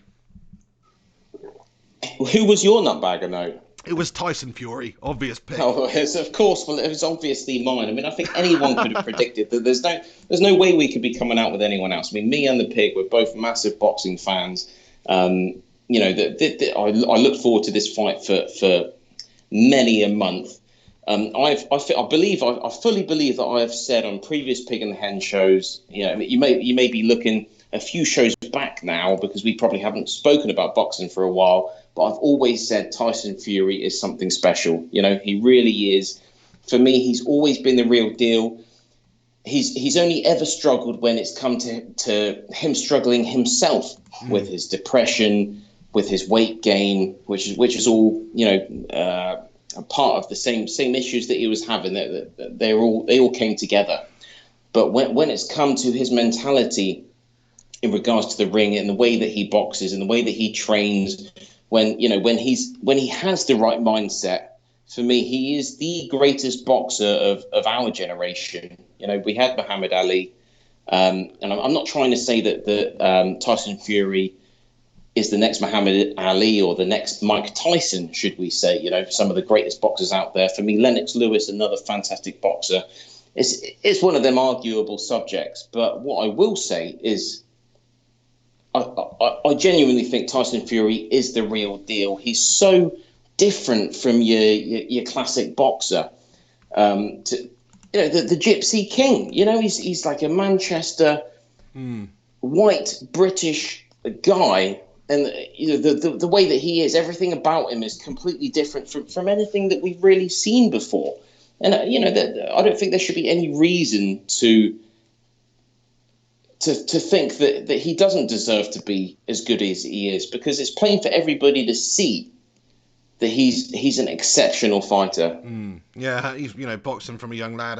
I think that's a fair point, Henry. Like, you just don't see that sort of level of technical boxing in the heavyweight division usually, because they're big, they're slow, they rely a lot on power. Whereas Tyson, his footwork, his movement, he can fight southpaw, he can fight orthodox, he can mix it up, he can throw punches whilst mixing up in between. He's a all-encompassing boxing, talent, and he's gonna be reigning up the top of that division, I think, for a good while, because I don't see there's this Anthony Joshua fight on the horizon. He may have to have that rematch with Deontay Wilder before that, but I don't see Anthony Joshua causing much problems for Tyson Fury. What I'd say about Anthony Joshua, he's a very good boxer.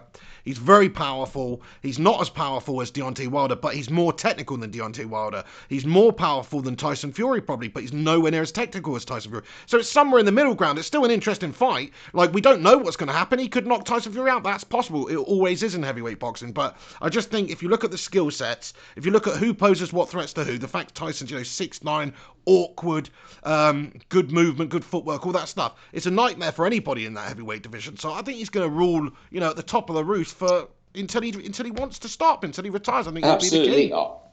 100% agree with you. I mean, I know it sounds silly talking about simple things like a boxer's physique, but if you look back at that fight, let's say, just stick the highlights on after watching the Pick of the Hen show tonight, and you look at the proportion of their flesh, right? Simple as that, right? You look at Tyson Fury's legs in comparison to Deontay Wilder, and I've heard this before. This has been spoken about before. This isn't a silly point. Deontay Wilder has chicken legs in comparison to his upper body. So does Tyson Fury. It's really weird. Like, compared to Tyson, his legs are a lot smaller. Respect. But they both have skipped leg day, haven't they?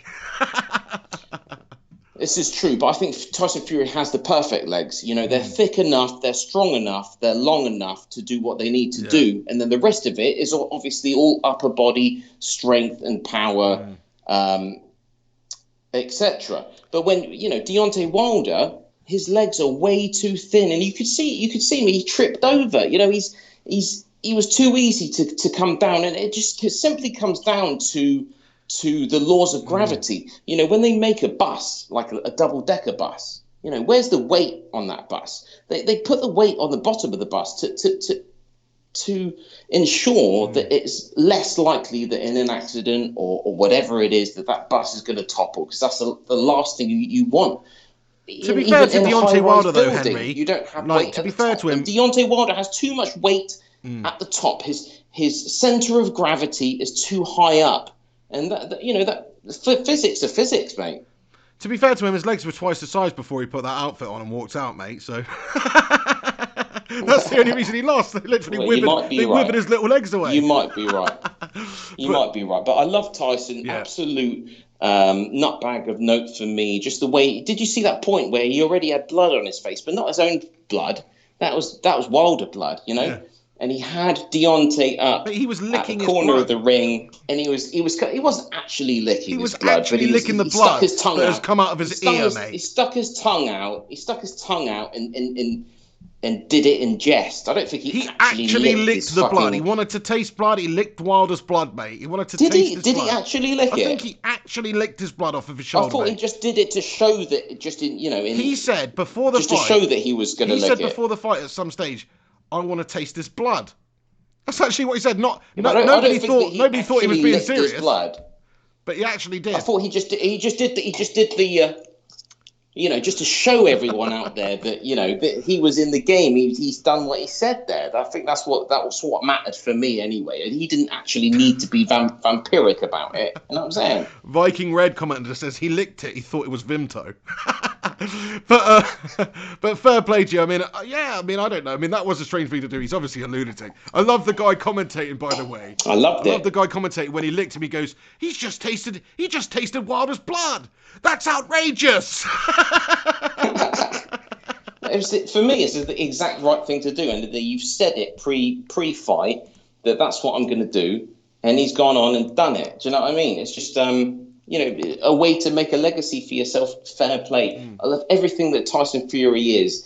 It just goes to show that he still has time and space to think methodically and think mentally that he's going to do these things whilst he's fighting, and he's always done that. He's always been a showman. Yeah. Just to show that he's got that extra level on top of the fact that he actually has to have the biggest fight of his life right there and concentrate on the physicality of everything he's doing. He still has that percentage within him where he's still playing to the fans, absolutely. To the crowd, singing to songs the after taking punches to the head. Who does that? There we go, which means he is the greatest fighter of our generation, Pig. Simple as that. And the thing about Tyson Fury as well, it's like, really, I don't know the numbers or, in the travelling community that reside in the UK or anywhere around the world. But I know that the majority, that they are a minority, I know that the majority of people in the UK, they're not from the travelling background. But everybody, in America, they were cheering for Tyson, not so much Deontay. Like, people can just relate to him as a man, as an individual. It's not about his creed or his faith or his religion or his or his race or anything like that. It's just the fact that he's a real dude. He's a real guy. He says what he says. He's honest and he backs up, and I think people can relate to that. He's an everyman. He's an everyman, and that is why I think people really respond to Tyson Fury. Yeah, absolutely. Top man then. Okay, let's get on to the next part of the show then, and then we will go on to the question of sin with Mark the Sinnerman Sin. Who will be in here in the house to lay us some questions down before we wrap up the show. But let's get on to the next part. I'm a little bit reluctant to go onto it because since we stopped talking about the coronavirus, me and Henry have been getting on again. But, we're going back into this now, and it's just going to open up a can of freaking worms, lads. But I'm just going to let you say, this is all about close hen counters of the third kind. So I'm going to let you have your say. I'm going to try and not really, I might chime in with the odd thing, but I'm just going to let you do what you want to do on this bit, Henry, okay? I mean, it is my segment, isn't it's your segment. Really? So just shut the hell up. Right, here we go then. Time for close encounters of the third kind.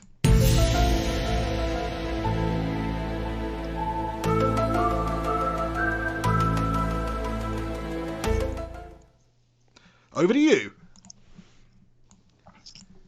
Okay, well, it's as simple as that. And, we've spoken about it before. The coronavirus that has been renamed by the World Health Organization as COVID-19 or COVID-19, however you want to pronounce it. The simple fact that is it's probably a biological weapon. Even if it's not, it's definitely something that has leaked out of a lab, okay? There's only one biological facility in China. It just happens to be in Wuhan. It's a BSL level 4 facility. If you look up online, and this is no word of a lie, all you need to do right now, whilst you're listening to the Pig and the Hen show right now, or you can search for it after we're off. In fact, I actually sent to the Pig personally, between me and him, a link to a website that actually is an article that was published in 2015. Okay, so you have a 2015 article that has been published. It has been published straight out of the University of North Carolina. They have a BSL level 3, so they have a biological facility there where they have been studying SARS, studying coronavirus, backed coronavirus. They invited people from around the world to join a team there. They actually had a few people from the Wuhan facility. The Wuhan facility wasn't actually completely up and running then, as far as I know. But back in 2015, they were actually listed as part of the contributors to the studies that were conducted in North Carolina in 2015. There's no word of a lie. You just Google some of those key points that I've said. North Carolina, 2015, coronavirus, SARS, and you'll find this stuff, okay? Bottom line, these people publicly were saying that they were actually studying, testing, developing things in relation to this coronavirus that they believed were in bats, in the bat population that were from China. The Chinese actually said that they brought bats over so that they could test on them. So this is what they're publicly announcing. The fact is that they're actually tweaking, testing, using mice, or in terms of the backs, the spines, testing. This is the thing. I'm not a scientist, but if you read this article that I've sent you, and you can put this out after the show, the article I sent you, they're actually testing on the spines of mice to see how this could affect mammals, and getting into their lungs, causing pneumonia, etc., etc. And the test showed that this could transfer from animals to humans. So looking at it on the surface, you think, oh, it's just a scientific team. They're just testing this stuff. They're working on this stuff. All it is they're saying that there could be some outbreak in the future when it comes to from animal to human, whatever. What is scary about this is they even admit in this article that they are generating new types of virus, like chimeric viruses. If you know what a chimera is, you sort of understand, because that's like a three-headed monster. Okay, so they're actually trying to add parts to a coronavirus. This is all in the name of scientific kind of studies or research for the benefit of human beings. As far as I'm concerned, this is just death science. All they're trying to do is pushing these boundaries, trying to work out how they can just mess around with these viruses that they already have to see what they can come out with. Okay, it's obvious that the Chinese government have invested in this team that's been sent over to North Carolina. They've paid out so that their scientists can take away this weapon or this research. They brought it back to the only laboratory they have in the whole of China, which just happens to be in Wuhan. These people have come straight from North Carolina in 2015, come back, set up this lab in 2017 in Wuhan, and you just happen to have one of, or the biggest pandemic, essentially, ever known to mankind 5 years later. And all it was is these people messing around with original SARS, trying to splice it up with a bit of HIV, a bit of normal influenza, making, experimenting. Did they want to make a biological weapon? I don't know. Were they actually trying to research this stuff to improve our future lives so that we could actually be able to to come up with vaccines to cure future illnesses? I don't know. But for me, if you play with fire, you're going to get burnt. And that's exactly what's happened here. Something's got back into that place in Wuhan. It spread. And this is what we're looking at right now. Please research this, guys. I mean, this is one of the biggest close encounters that I've ever covered, because I've looked into this. Google the things that I've said. Read for yourselves. If I struggle to read it. It's very scientific. The stuff that these people have been messing around with doing kind of blows your mind. But what I've told you is true. They have been working on this shit, and for me, it's a massive smoking gun. The other I wouldn't even classify myself as a conspiracy merchant. But if you look at stuff like InfoWars, Natural News, I have got some of this stuff from those websites like those or sources like those, but I have done my own research, and I implore you to look at this stuff yourself, because it's there in plain sight. In 2015, this stuff's been recorded. Yeah, I mean, I'm sort of leaning towards what you're saying here. I think it probably is a biological weapon that's leaked out from that laboratory that is in Wuhan.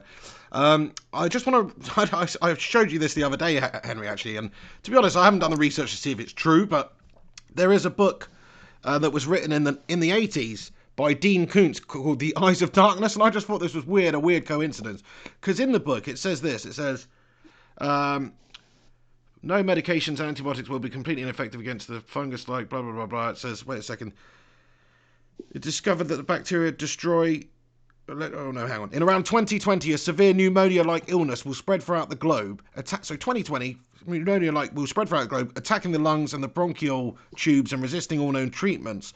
And then the next page, it says something about Li Chen. It says... it was around, this is obviously it's a fictional book using some science, but it says Li Chen defected to the United States, carrying a diskette record of China's most important and dangerous new biological weapon in a decade. They call the stuff Wuhan 400 because it was developed at their rDNA labs outside of the city of Wuhan, and it was the 400th viable strain of man-made microorganisms created at there. Wuhan 400 is a perfect weapon. It afflicts only human beings. No other living creature can carry it. So this is where the similarities end, but just the fact that it's 2020, Wuhan flu, I find that one of those weird sort of coincidences. It's a little bit strange, isn't it? Similarities are massive. As far as I know, it does only affect humans. I don't think there's any been. Okay, so bats can carry it, but I don't. As far as I know, they're carriers rather than sufferers, if that makes sense. Right. I don't think your pet dog or pet cat can suffer from this. I think it is certainly a human affliction. Oh, okay. So it's not, because obviously the way, I guess that would make a lot of sense. So it's come from, well, they say that it came from that whole wildlife market or whatever it was, that meat market. It's bullshit. So that's bullshit. Yeah. I think you're probably right, Henry. I think it is a biological weapon, mate. Yeah. Well, this is very strange. Yeah. Absolutely. And I mean, no, I'm not sitting here saying, that the government has tried to attack someone. I'm not trying to say that, I'm not even trying to say that it was a biological weapon that is accidentally leaked. What I'm saying is 100%, let's say 99.9% from the research that I've been conducting, is that this is mad scientists, essentially, that have been funded by governments thinking, well, they know what they're doing. Let them do what they know. They're working with the Americans. From the American side, the Americans are working with the Chinese and other people around the world, and they're trying to work out what this coronaviruses are about. These SARS viruses. Let's do more research. Let's develop this shit. Maybe it's not because they want to make weapons out of it, but they're just being crazy, and they're holding these viruses. They're changing these viruses within the laboratories, and then what happens when one of these changed, mutated fucking things escapes, then that's what we're seeing now. Simple as that. Respect. I just want to say massive respect and shout out once again to Mr. Hugh, Mr. Gungshi, our man in Taiwan. How are things in Taiwan, by the way, Gungshi? Do you know, Henry? Are all things safe in Taiwan in terms of coronavirus?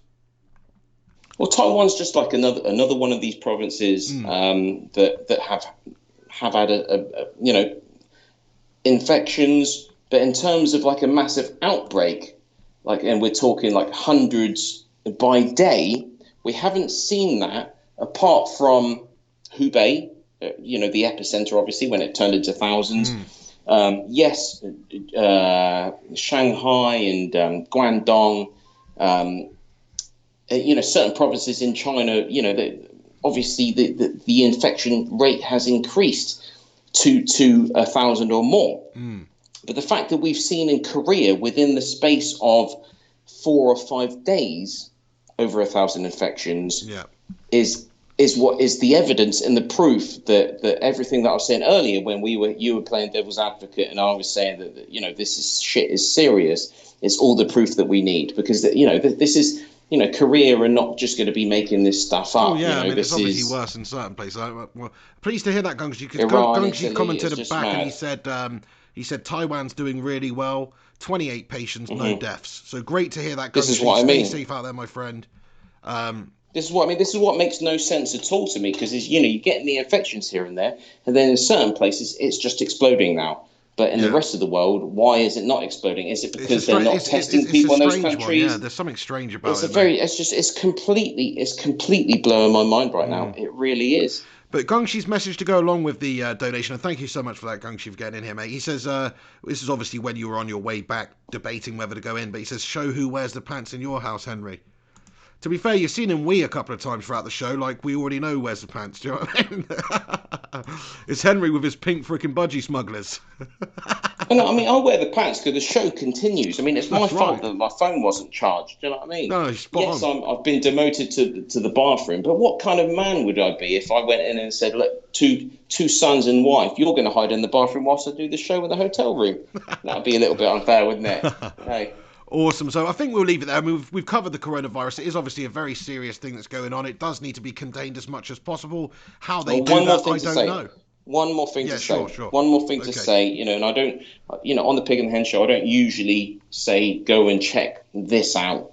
But, I've definitely been very interested in what a certain Professor Boyle has been saying. So if you look on InfoWars, look at Francis Boyle, okay, or just Google Francis Boyle. He's actually someone in the 1980s, I believe he was part of the US setup government-wise when it came to biological weaponry policy, okay, and he actually was the person that he wrote the stuff where the world should actually adhere to the fact that you should not develop biological weapons in a certain way. So he was behind that, okay? This is actually that guy. No messing around. He did that, right. Okay? And now, obviously he's retired, he's an older guy, but he's actually coming out and he is 90% of what I've said tonight about the fact that this was a collaboration between scientists from Wuhan and that North Carolina university. This has come straight from Professor Francis Boyle, and he genuinely believes, and he was the one that come up with this evidence. Look at 2015; they're already saying that this is what they've been working on, and look what's happening now. And it's a smoking. He said himself, it's a smoking gun. I've never read or listened to or heard more of a smoking gun in my whole life. I'd like to end it there. Research it yourselves. And on that note, Gungshy just says, Hen, you're doing a great job as a news source / correspondent. Keep it up. So yeah, thank you, Hen, for keeping us up to date with obviously. I try my best. I might be disillusioned, but this is what I genuinely look at and think. Well, please, you guys look at it yourselves and let me know if I'm wrong. You know what I'm saying? Nice one. Okay, mate. Well, yeah, thanks for the Henspiracy there, mate. Good stuff. Get your thoughts and opinions in. Close encounter of the third kind. Get it right. Whatever, say whatever shit you want to call it. Do you know what I mean? Everybody's got their own name for it. Just change it to Henspiracy Files. You know what I mean? I don't even like that. I prefer. No, I think the best name is indeed Close Encounters of the Third Kind. I think that's awesome. But it's not going to stop me from occasionally calling it the Henspiracy Files or whatever, because that's just going to happen. It's almost a Henspiracy in its own right, isn't it? Yeah. What is the thing called? You don't know. It's a Henspiracy. So we better move on with the next part of the show, which is the Cineman's quiz. Hopefully the Cineman Marksin is around to do the quiz.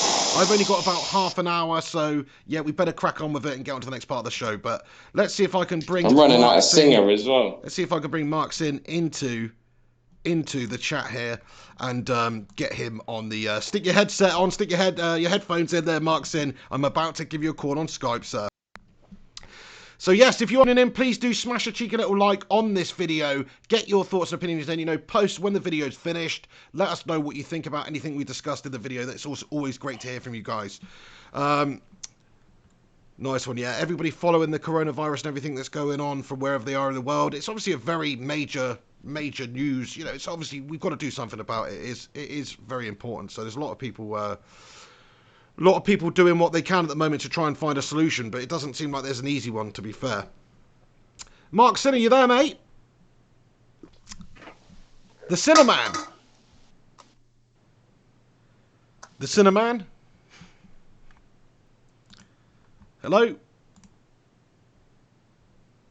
Henry Hotspur, where have you gone as well? Sorry, I was just checking the times, considering going to get another beer, but I think I'm too late. I think the laws in Thailand state that you cannot go and buy a beer from the shop after 11 o'clock here, which is shit, because it's like 11 in the evening. Ah, no. I ain't had enough beers, mate. It's not good. Nightmare. Well, maybe has they not got like that 24-hour Tesco Lotus, mate? No, it's the laws of the land. You can't buy beers after 11 o'clock. Oh, nightmare. But it's kind of a good law, isn't it, really? It's kind of like, well, I just got to make do and I drink water. Hey, Mark Sin, are you there, mate? Mark Sin. Oh, no. Let me try and add him again here, but... Just trying to get hold of Mark Sin. Mark Sin, if you are here, he may have fallen asleep. That's the thing. There may be no quiz. We may have to get Griffo Chaz to call in and do a last-minute quiz or something. I don't know. Oh, no, he says he is there. The thing is, what he's doing... He says he is here. Most of these people are researching this stuff that I've been saying about on the Close Encounters, mate, because this is something that everybody needs to look at. Do you know what I mean? Fuck the quiz right now. This is what people need to be researching. It's serious shit.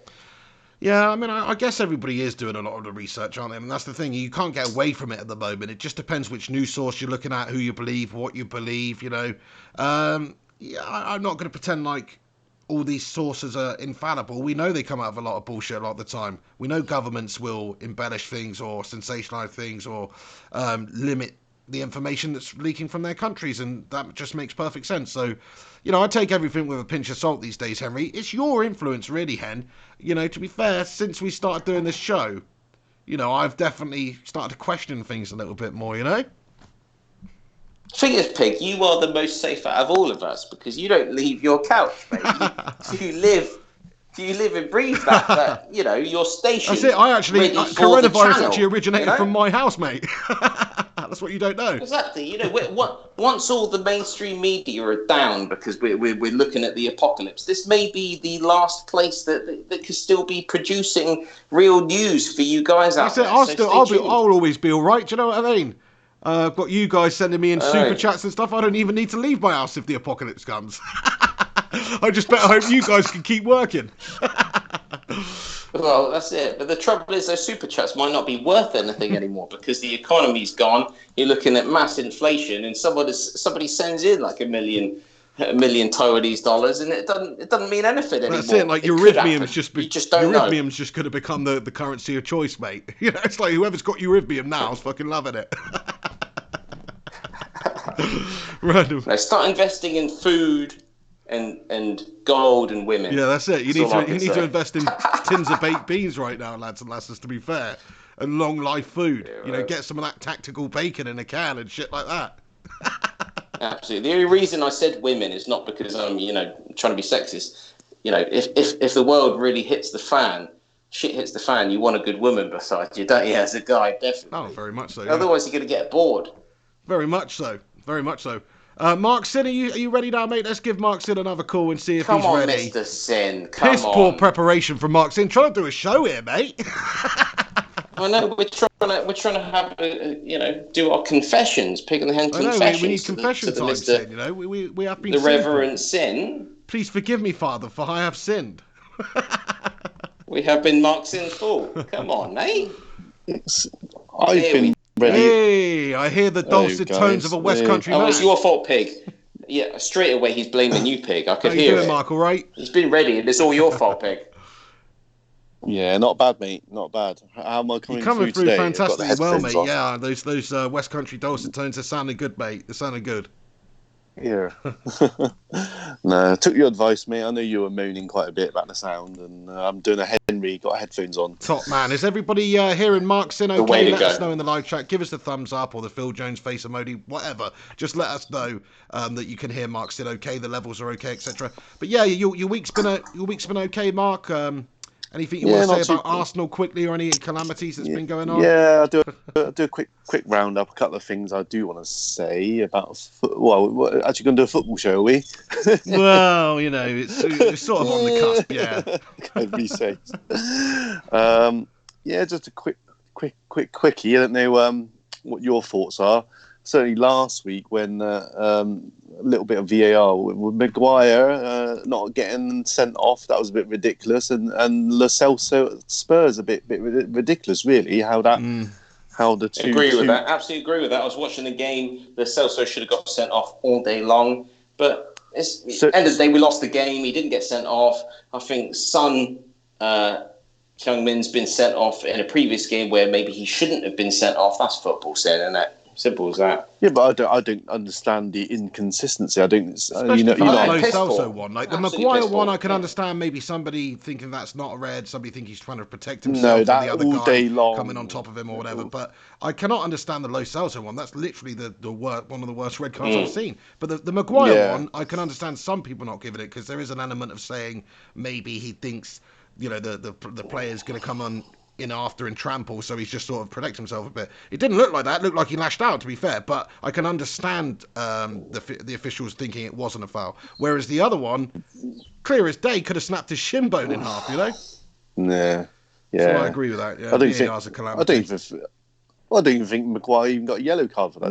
No. It was a bit, yeah, I don't know, whatever. But that was a bit weird. And just your thoughts on.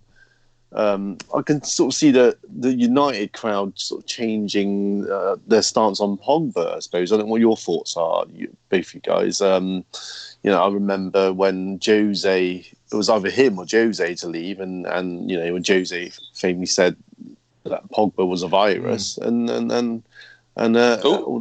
sensitive word right now, Sin. Yeah, well, exactly. But now. People are saying he's kind of a bad influence in team and a bit of a virus. So, yeah, how it said it again. Yeah. Yeah, I mean, I just don't think, from a footballing standpoint alone, that Paul Pogba offers enough for Manchester United. I know he's a great player, but he doesn't offer enough, consistently enough for United. So, from my point of view, with maybe, we don't know the ins and outs of what goes on behind the scene, but the way that the media portrays it and the way that he is perhaps portrayed as being a very influential character within United's dressing room there, not always for good. Jose certainly made it clear that was the case, but even now he's a big personality in there. I'm not so sure if his influence is all that positive. And if we could cash in, get 120 million, invest that in, Grealish and another player, whoever, I think United would probably be in a better position after doing that than sticking with Pogba. If we do end up sticking with Pogba and we get a fully committed Pogba who looks like the Pogba for Juve or France or has that sort of an influence, then great. It's a bonus. We've got one of the world's best. But he's not one of the world's best in a United shirt for whatever reason. You can blame the team around him, the managers, the squads over the years, but at the end of the day, he's the one who's getting all the game time out there. He can influence games. You don't hear Ronaldo, you don't hear Messi, you don't hear these guys moaning about that sort of thing and having difficulties putting in great performances. And he is supposed to be one of the world's best. So, I just think he's had his chance, he's had his time, he's had years at the club. Fergie didn't like something about him at the time and sent him on his way. He proved everyone wrong, had a great career, but then he's come back to United, and for whatever reason, his character's just not big enough for this football club, I think. Yeah. So with the respect of hindsight, do you think Jose had a point what he said about Pogba? Oh, it's hard to say. I mean, I certainly think Jose's a bit of a virus too. He's not the most. Come on, he's not free of controversy. Word, he roughs up. He has a mare in certain dressing rooms. He look at what happened at Chelsea the second time. The whole team's turned on him. Eden Hazard, the ringleader supposedly or whatever, but the whole team's turned on him. Effectively lost him his job. Similar sort of thing happened at United, I guess, with this whole fracture with Pogba and some of the players. he's a controversial character, Jose. He rubs people up the wrong way. Maybe he's changed. Maybe he's realised in modern football management you can't manage like I think that. he has. I think he has. Absolutely. I think he's come out of... He's finished up into Real Madrid. He's come back to the Premier League thinking he is the dog's bollocks, which he pretty much was at the time. And it just didn't work. You know, end of the day, it's the classic story. If you hold your head up too high, then you will fall down. You know what I mean? Because you will not see the ruts. Is that a classic story, is it? Whatever the saying is. It's a classic story. It's like Rumpelstiltskin or some shit. You know, there is a saying, isn't there? If you hold your head up high, you can't see what's in front of you in terms of walking. I mean, that's not what it is. Martin, you can't walk with your head in the clouds or some shit like that, yeah? That's what I mean. That's what I mean. And Jose was... I mean, you're not even absolutely right. But everybody knows what I'm trying to get at, right? And Jose was a massive victim of that at the time. And I think he's come out of that. He's come away from that. With only 2 months as Spurs management to base that on, though, because let's face it all ended in tears in his previous job at United with a lot of controversy happening behind the scenes. So you might be right, Hen. I don't know. Or maybe not. It's early days at Spurs. Yeah, well, it's early days. We'll wait and see. Fair play. Well, thank you very much for joining us, Mark. Great to hear from you, man. Have you got some special questions prepared for myself and the Hen this week? Shall we move on to the quiz then? We had a bit of football talk and got him back on track. You know, the crowd was getting antsy the live chat. So let's. I know it's a bit of a varied show, this one, to be fair, but. No, it's good. It's good anyway. It's nice to have a bit of a varied show anyway. So, nice. I believe it's 3-1. Let's crack on with the. Shall we play the music? Is it already 3-1? And then, I'll play the music. Have you updated the music? I don't like this music. It needs to be the Question of Sport music, essentially. I'm just going to fade it out, actually, then we might not get a copyright issue, because we did have last time. Anyway, there we go. So there you go. It's time for a Question of Sin, Pig and the Hen quiz, with the Sinnerman, Mark Sin. Over to you, Mark. I'm going to look away from the chat here. I'm going to click away. Last time, I sort of got a glance back after my questions, though, because last time I noticed that something happened with the video, and then you just couldn't see either of us for like 10 minutes of the quiz. So I'll look over here. That's fine. I'll carry this. So give Pig the wrong answers if you're there on the live chat. So give them wrong answers. Well, there's definitely a way to find out if I'm cheating, eh? Well, I was going to mix up this week, but I don't think it's going to work. I was going to have a team round where one of you pick a team member from live chat, but I don't think that's going to work. So that's pretty. That'll be a technical nightmare. Give us 10 years. Yeah, no. The thing is, I need my iPad to see the questions. I can't see the answer your teammate would give me. Right. That would have been cool. Anyway, I like the idea of it, but yeah, it is a good idea. I like to incorporate the pigs. One day when we're actually on, main when we've got a producer, possibly then. Yeah. Right, first round today. We're doing. I don't know how old you guys. You remember Mallet's Mallet? Yeah, I used to love a bit of Timmy Mallet when I was about 5 or something. Mallet. Yeah. It's kind of like that. But so this is what we call the A to Z round, Henry. I'm gonna get you on board first. I know you've had a few beers. A to Z round, right? So the first round, 3 categories in A to Z round. So the first category in the A to Z round is English league teams. So starting from A, B, C, D, you have to alternately name teams starting with that alphabet. Okay. That makes sense, Pig? I think so. So I go A, he goes B, I go C. Exactly. And I'll give a little bit of a grace period to make it a bit more fun. I don't want to mallet someone. And it's just got to be the football league, so not below not below League 2, no? Yeah. And no foreign teams. You can't say Atletico Madrid, like as Henry said. Of course, it's English, yeah. There we go. So first round, Category 1, English league teams. We'll start with Henry. We'll start with the A. Okay, well, let's go Aston Villa. Yeah. Go Birmingham City. Mm-hmm. Chelsea. Derby County. Yeah.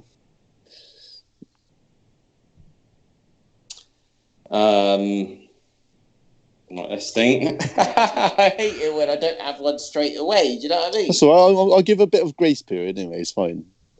I know it's on E, by the way. There's got to be a short time limit on this round, otherwise we'll be here all day. Sure. Yeah. I'll give you 5 more seconds before this category goes. 5. Okay. 4, 3, 2. Ensbury. Where? Honestly, oh, mate, this is bad, mate. Honestly, I couldn't think of one. Where? Exeter. You could go. What about Everton? What about Everton, yes. mate? Yes, of course, Everton, of course.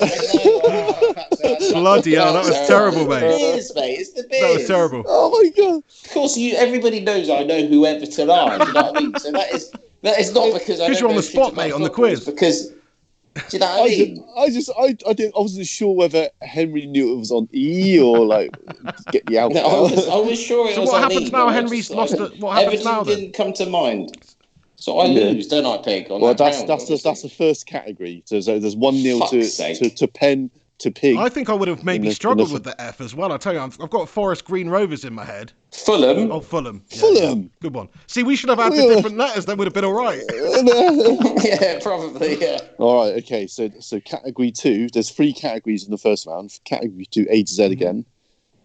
Players past and present, and we'll use first names, but you have to name the entire name though. So you have Dave. You can't just say David. You got to say David James or whatever. Right. You know. Bloody hell! This is English League again, is it? No, players. And it's A to Z. So it's the start of their Of surname anyone. or their forename. Full name. So the start of their first So name. if you Right. have- Cool. Yeah, you got. If you use D for David James, you got to use David James. You can't say David. Right. you know, Cool. So Pig, you go first with A. Hey, let's go for. Sorry, what was the time frame? All time Premier League, all time Football League. Past and present. Past and players. present. So anybody even going back all the from way to any the league? 1900s. No, Yeah, but I could just make English up a league. name and you You wouldn't know, even English know. league. God. English league. Oh, English League. Just Premier League okay. era, And or if what? I've Because not- otherwise it's going to get a bit, difficult for you to check. Fine. It's got to be. Yeah, they have to have at least played in League Two. Yeah. Yeah. And we'll Google it if anyone. If we have them- one of them funny ones. Isn't it? If I don't know it, you make it up, and I'll challenge you. They have to have at least played in the league, the current League Two, essentially. At that time, at the very least. So yeah, there we go. We'll be fine. Let's do it. You're Okay, first up. I'll go You're with first up, Vic. Aaron Lennon. Yeah. Nice one, Tottenham player. I will go with Ben Davies. Yeah. Okay. We'll have that. Charlie Austin. I'll Hello? go with Davinson Sanchez. Eric Cantona. Yeah. Obviously. Freddie Ljungberg. Gary Lineker. Harry Kane. Ian Wright. Jermaine Genius. I Um, never liked that guy more. Bonus points for Tottenham player. Go on. Kevin Davies. Hold on. Who's Kevin Davis? Kevin Davies is a footballer. Come on. Everybody knows Kevin Davies. Which club? Mate, I can't remember. Bolton, wasn't it? Bolton Wanderers. All right, Definite go on. player, though. Do I get Come on, the bonus point? Cinnamon. Kevin Davies, Bolton Wanderers, wasn't Yeah, it? I don't know. I forgot. Yeah, all right. Definitely a I player. don't know every player from every Okay, year. okay. Right. Leroy Lita. Yeah, nice. Let's go for Michu Batshuayi. I'll go with N, yeah.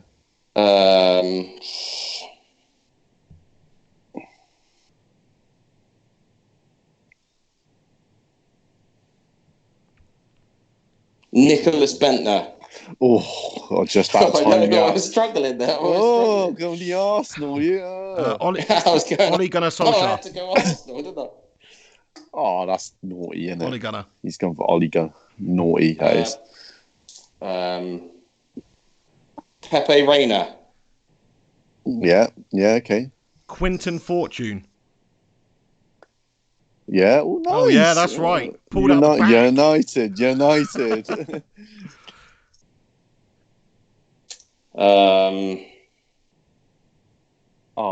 We're on.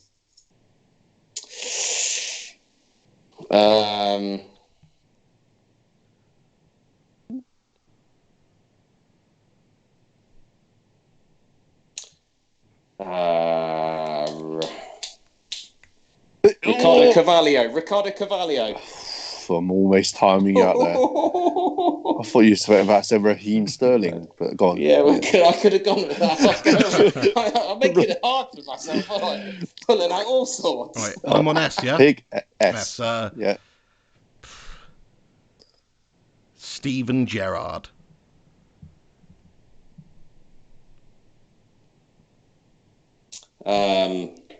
Basically, this is easy all the way up until Z. Whoever's got Z is stitched. Do you know what I mean? Crikey. Well, you say that, but...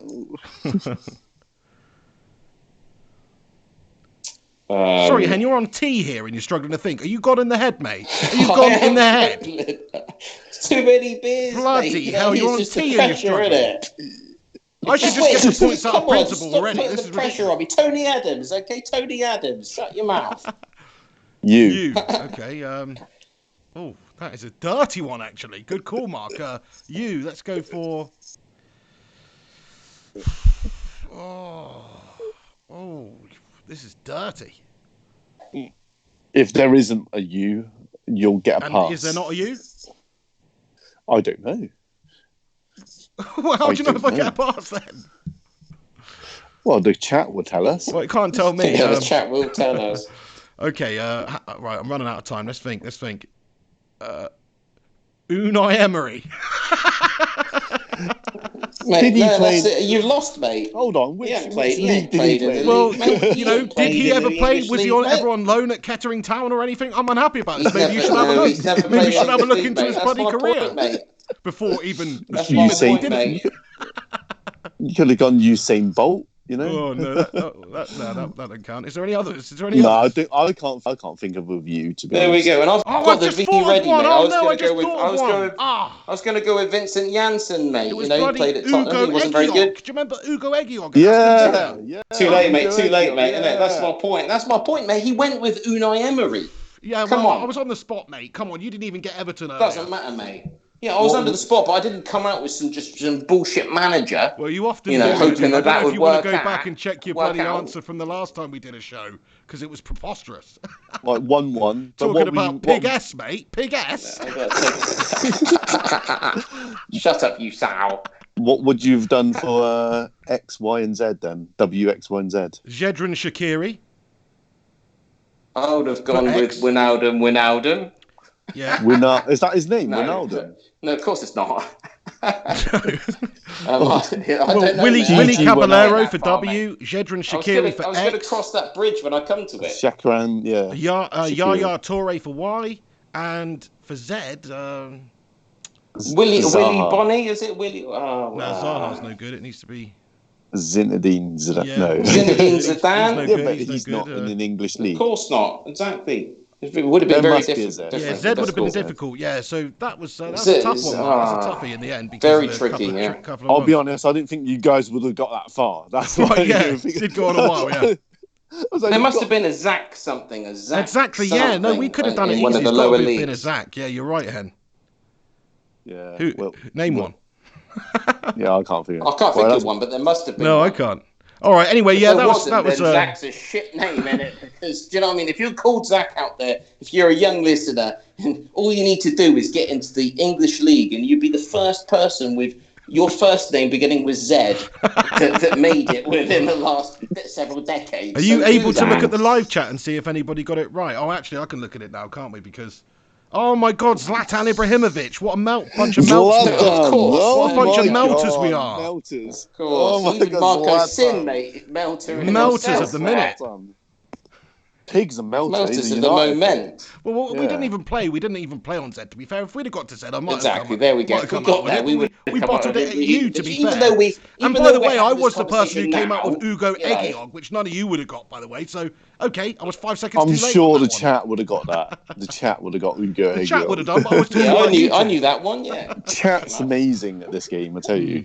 And anyway, so that's. Anyway, it's my point. It's my point. Yeah, I'm better at that than one you all, are. one all, Simple one as all that. in the categories. So it's final category to take the set point within countries around the world. Right, Henry A.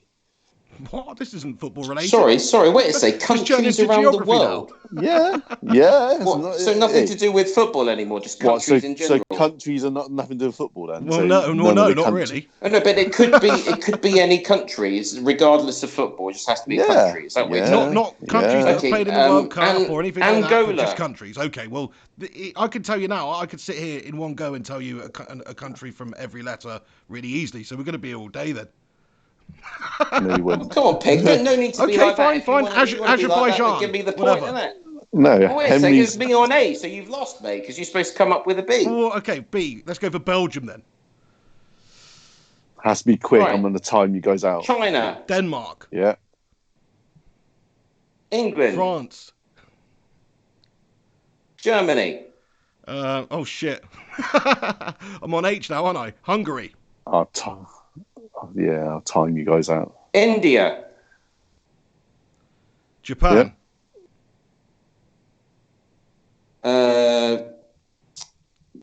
Kuwait.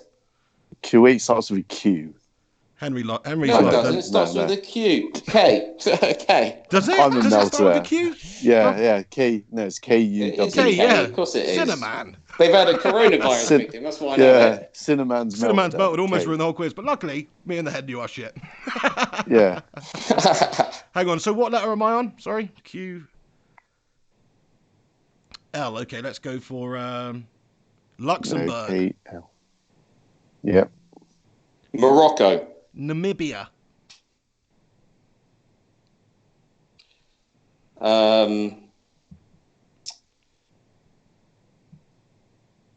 wait a sec. What are we on? O. mm-hmm. There is a country Okay. though. So O, we're looking at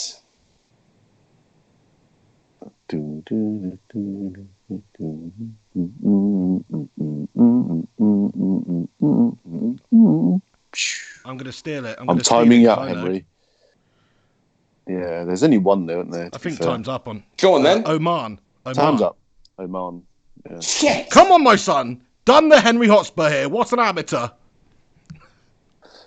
1-0 set point. I think that was the only country, Oman. It's 2-1, isn't it? It's 2-1. What do you mean 1-0? Yeah, that's it. There's only 3 categories. So this 2-1 round. overall then to the pig.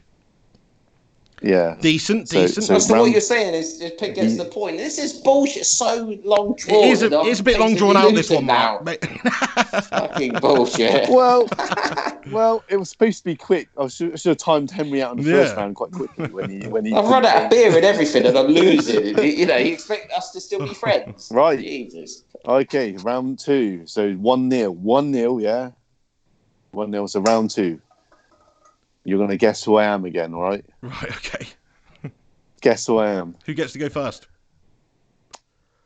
Pig, go on. Are you a British footballer? No. Are you a footballer? Yes. Are you someone that has played in the Premier League? Yes. Have you won a Premier League title or gained a Premier League winner's medal? No. Yeah. Have you ever played for Tottenham? Yeah. Is the next obvious answer. No. Not a question. No. No. Okay. Have you ever finished in the top 4? Yes. Are you white?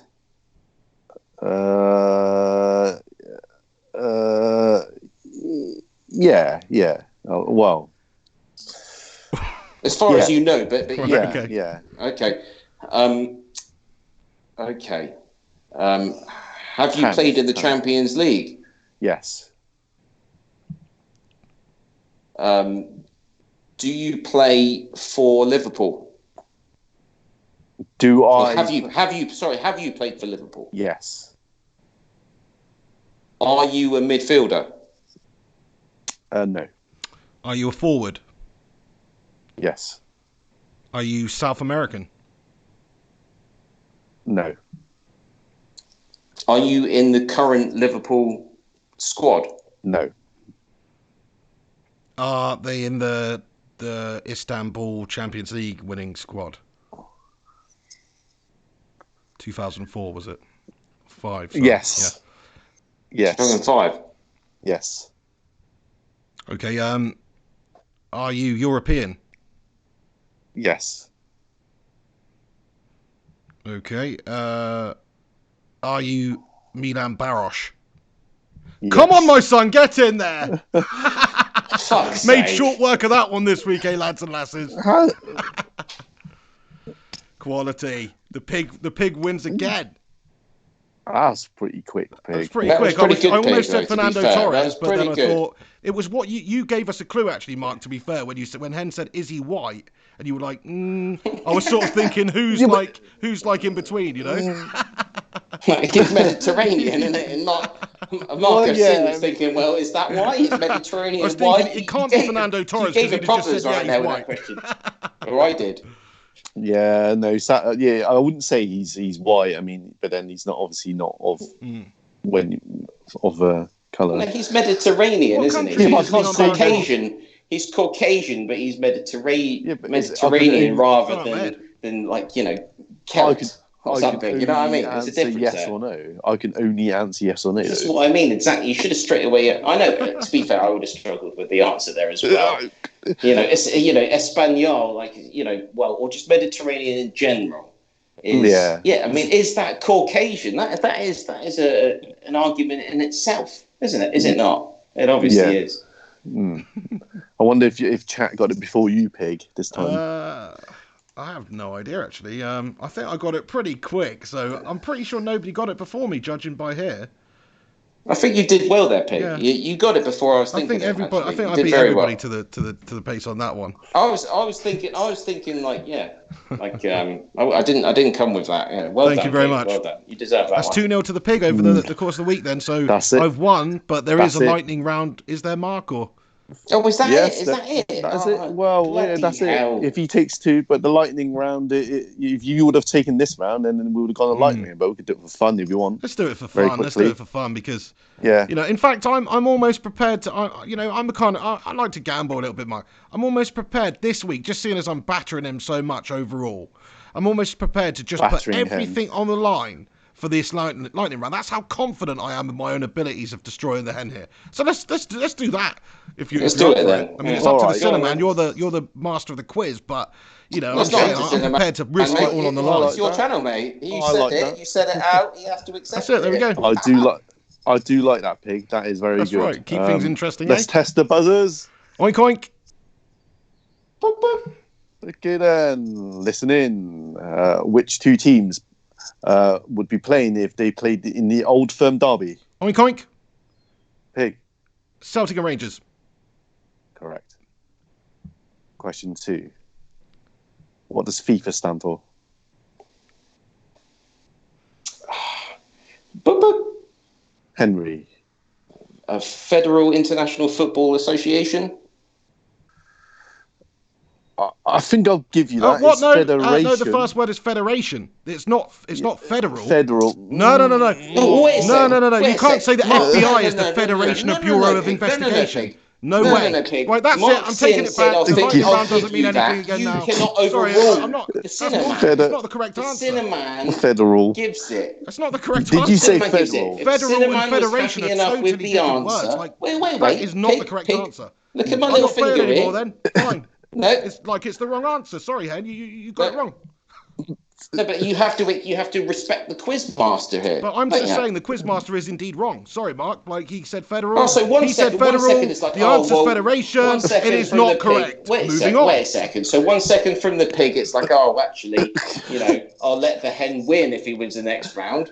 And then no, if you'd have said the correct answer, agrees, Henry, I'd have been more than happy to take the your quizmaster. answer. Then the quizmaster if you'd have said the correct asks answer, a question pal. and he says, "I'll accept that." Yeah, no, if you'd have you're not happy said with the it, correct answer, mate, sounds like you don't know what you're sounds talking like about. bad So eggs, mate. You know, it sounds like you got fucking. it wrong, mate. I mean, if you'd have chosen the correct answer, I would have no issue with this whatsoever. Do you know what I mean? I'd rather just give up this week then and let you have it if you're going to have this much bad That's blood. fine, yeah. I only want like the Cinnamon said that financial fair I get play. the point I there. only want He's the rules trying to to be give followed. me the point. That is all I want. And so if you want to end the quiz there and take the 2-0 defeat, that's entirely up to you. Yeah, but even a match these days in football is not fair. Even VAR is controversial.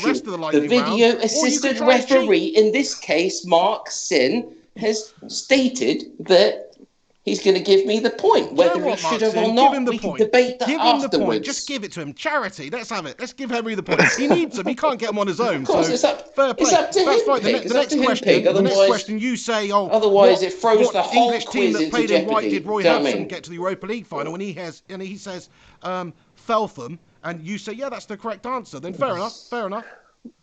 Fine. Yeah, I can see what you mean. Fine.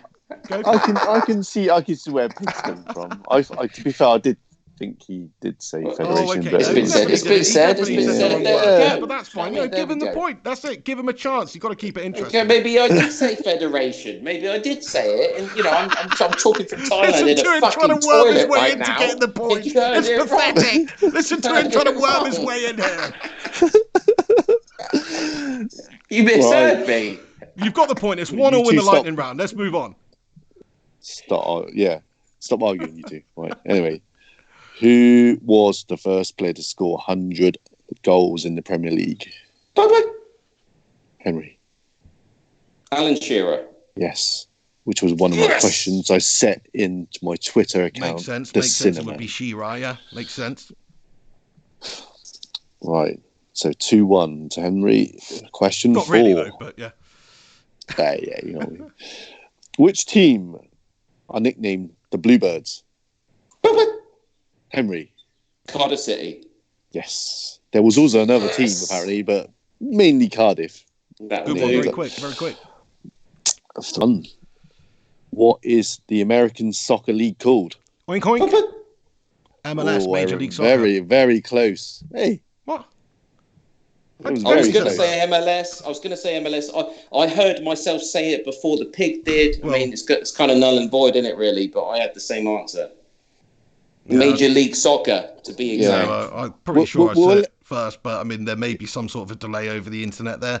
Maybe have to have another. But you gotta wait until I say who answers. Pig. Yeah, I know, but exactly. So we're going through this again. So basically, we're just fixing things again. That's fine. Wait a sec, Pig. You're coming out with the answer. Well, let the chat decide then. Let the chat decide. So everybody in the chat, the Revanite, Gunshi, Viking Red, Mehdi Naziri, they all say the pig got it first. So I'm not. Do you know what? We're putting an end to this question of Sid Shit Weekly. It's bullshit. No, bullshit. No, absolutely. This is bullshit. You know what I mean? This is bullshit. I definitely got it first. Look at the chat. Do you know what I mean? Does not matter. But the chat doesn't. They have the delay from me. Martin, you must. No. That's not true. The broadcast is going through out of one source, mate. Do you know what I mean? It's when I heard it was very close.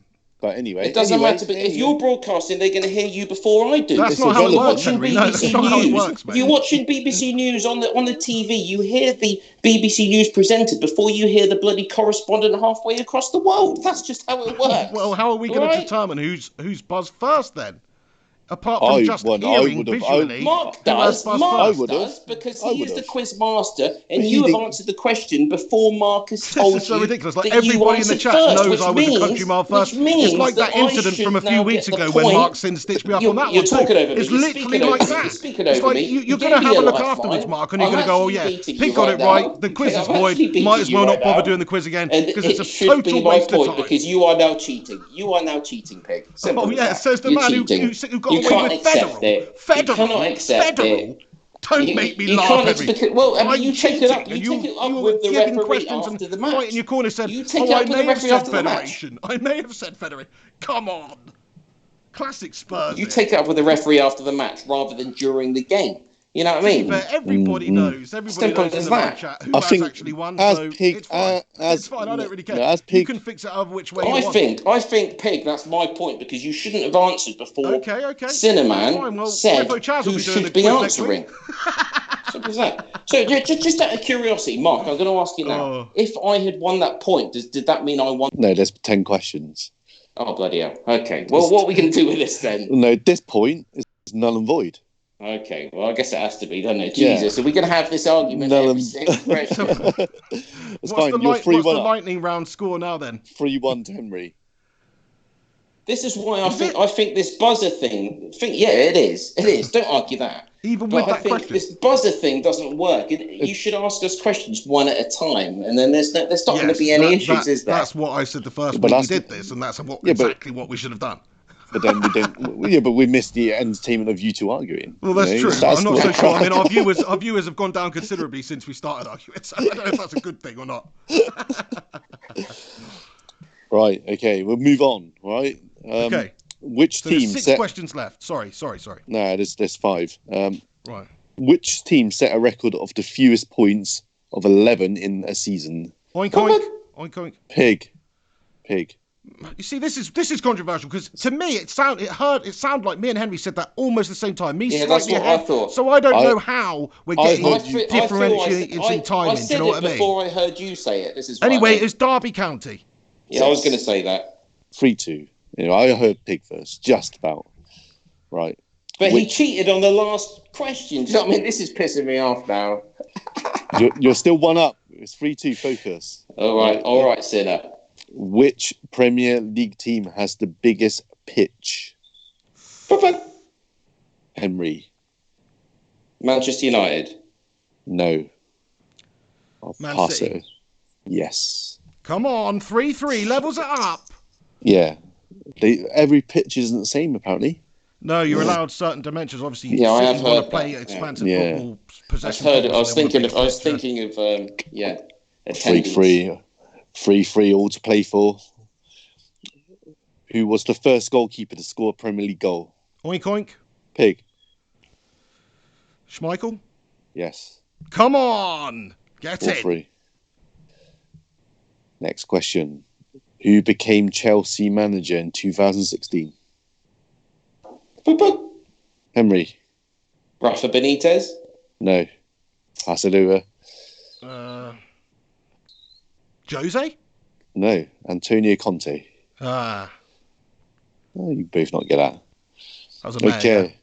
Oh, come on. Benitez was a good guess. He was there or thereabouts, wasn't he? Was he? Shut your mouth, Cinnamon, yeah. Right, 4-3 to Pig. You need this to tie it up, Henry, and I know what we're going to do if we get this. All right, so and that's even with Henry and Mark sort of fixing things a little bit. But anyway, carry on. Yeah. Which football club did Sir Elton John become a chairman of? Oink oink. Pig. Watford. Yes. Come on. Get in there. The pig prevails. Have some of that. Cheating gets you nowhere, boys. That's 5-3. Sadly, that's 5-3. Come on. Justice has prevailed. There's no words for Henry. Sorry, Henry. 2-0 before we even got into the lightning round. Let you have it. Even let you have a ropey question or two. And still, the pig prevails. What can you say? But I don't know how many beers Henry's had a lot of beers. So I think for the next time, you need to drink a couple of litres of cider. Come on the show. No, I'm only joking about the quiz anyway. It's a top quiz, but yeah. I feel bad about Oman, but other than that, Pig did deserve to win, in fairness. I mean, I should have got Oman. That's all I'm saying. Other than that, I think he's outclassed me. He has. Oh, yeah. I don't know how you got honest about it. Thank you, Henry. The most gracious thing you said all evening, sir. I appreciate it. Yeah.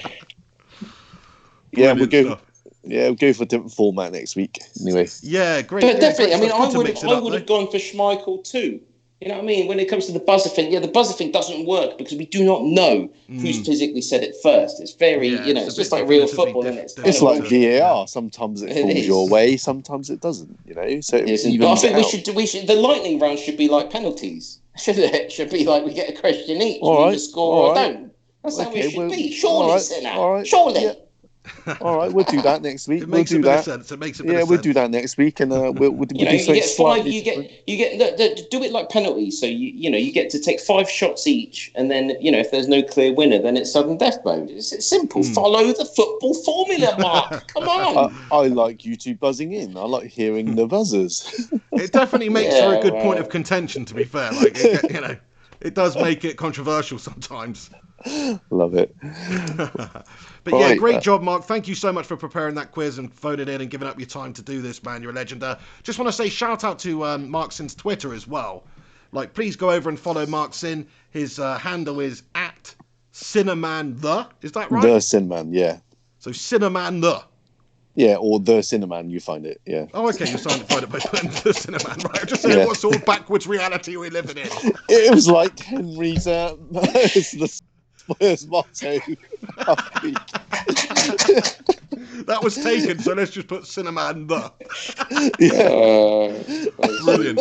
So follow him @Cinnamanthe, or aka the Cinnamon of the Pig and the Hen show, the Quizmaster, the Pig and the Hen Quizmaster. Thank you, Mark, for joining us. Top man. Look forward to next week's controversy. I want to say massive thank you to Mark Sin. To be fair, I mean, I think this is like 4 shows running now, and this has become now a staple part of the show. I mean, Mark Sin, you are kind of like that weatherman. You're that guy that we can rely on. That's going to tell us what's going on, climatically. After me and the pig actually, talk about the serious stuff, So, I love you for it. Definitely mate. the most fun part. Yeah, we do have a 5D. laugh in this part of the show. It's very fun. So thank you for it. Just brings it down a notch, especially today. You guys are quite passionate. We get that, and it's just nice to bring it back down a few pegs. I know me and Hen love each other, really. Do you know what I mean? But you wouldn't know it sometimes. Yeah. No, it's a passionate topic. Is especially my family back at home, and I just want to quickly say that what worries me about what's going on with the what's going on everywhere around the world is my relatives barely getting any work. They can't go out, and their businesses are suffering, and and it's gonna have such a sorry, just to expand on that, Mark. I take it your relatives are Chinese, yeah? Yeah, from Hong Kong. My family, and they're from Hong Kong. Okay, so they're Hong Kong based. I mean, obviously at the moment, Hong Kong is definitely affected. I appreciate what you're saying. Yeah, and it's just they can't. There's no choice for them. They're right at the epicenter, I suppose, aren't they? Quite next to China, and it's serious. Well, that's the thing. I'm living. Well, obviously, I'm in Thailand right now, but as you probably know, I live in Guangzhou, which is the biggest city in Guangdong, which borders with Hong Kong. I mean, I've been to Hong Kong a few times. You get the train. You can get half an hour, a flight if you want, but it's not far. It's not far at all. It's literally. You get train up about an hour, not even that. Exactly. Yeah, you can do a day trip and back. Yeah. Genuinely like that. So, it's very worrying, and obviously it's always been a sensitive subject. The borders between Hong Kong and mainland China, and what is the future of Hong Kong in terms of having been a part of the British Empire and now essentially being part of China, and that is a massive debate that we're not going to have here on the Pig and the Hen show right now. But I think everybody can forget about all that stuff right now. All that matters is the safety and security of the human race. So when it comes to the coronavirus, I mean, it's we need to get on top of this as best we can, and I'm really hoping and praying. I mean, obviously it's affecting families already. This is what I mean.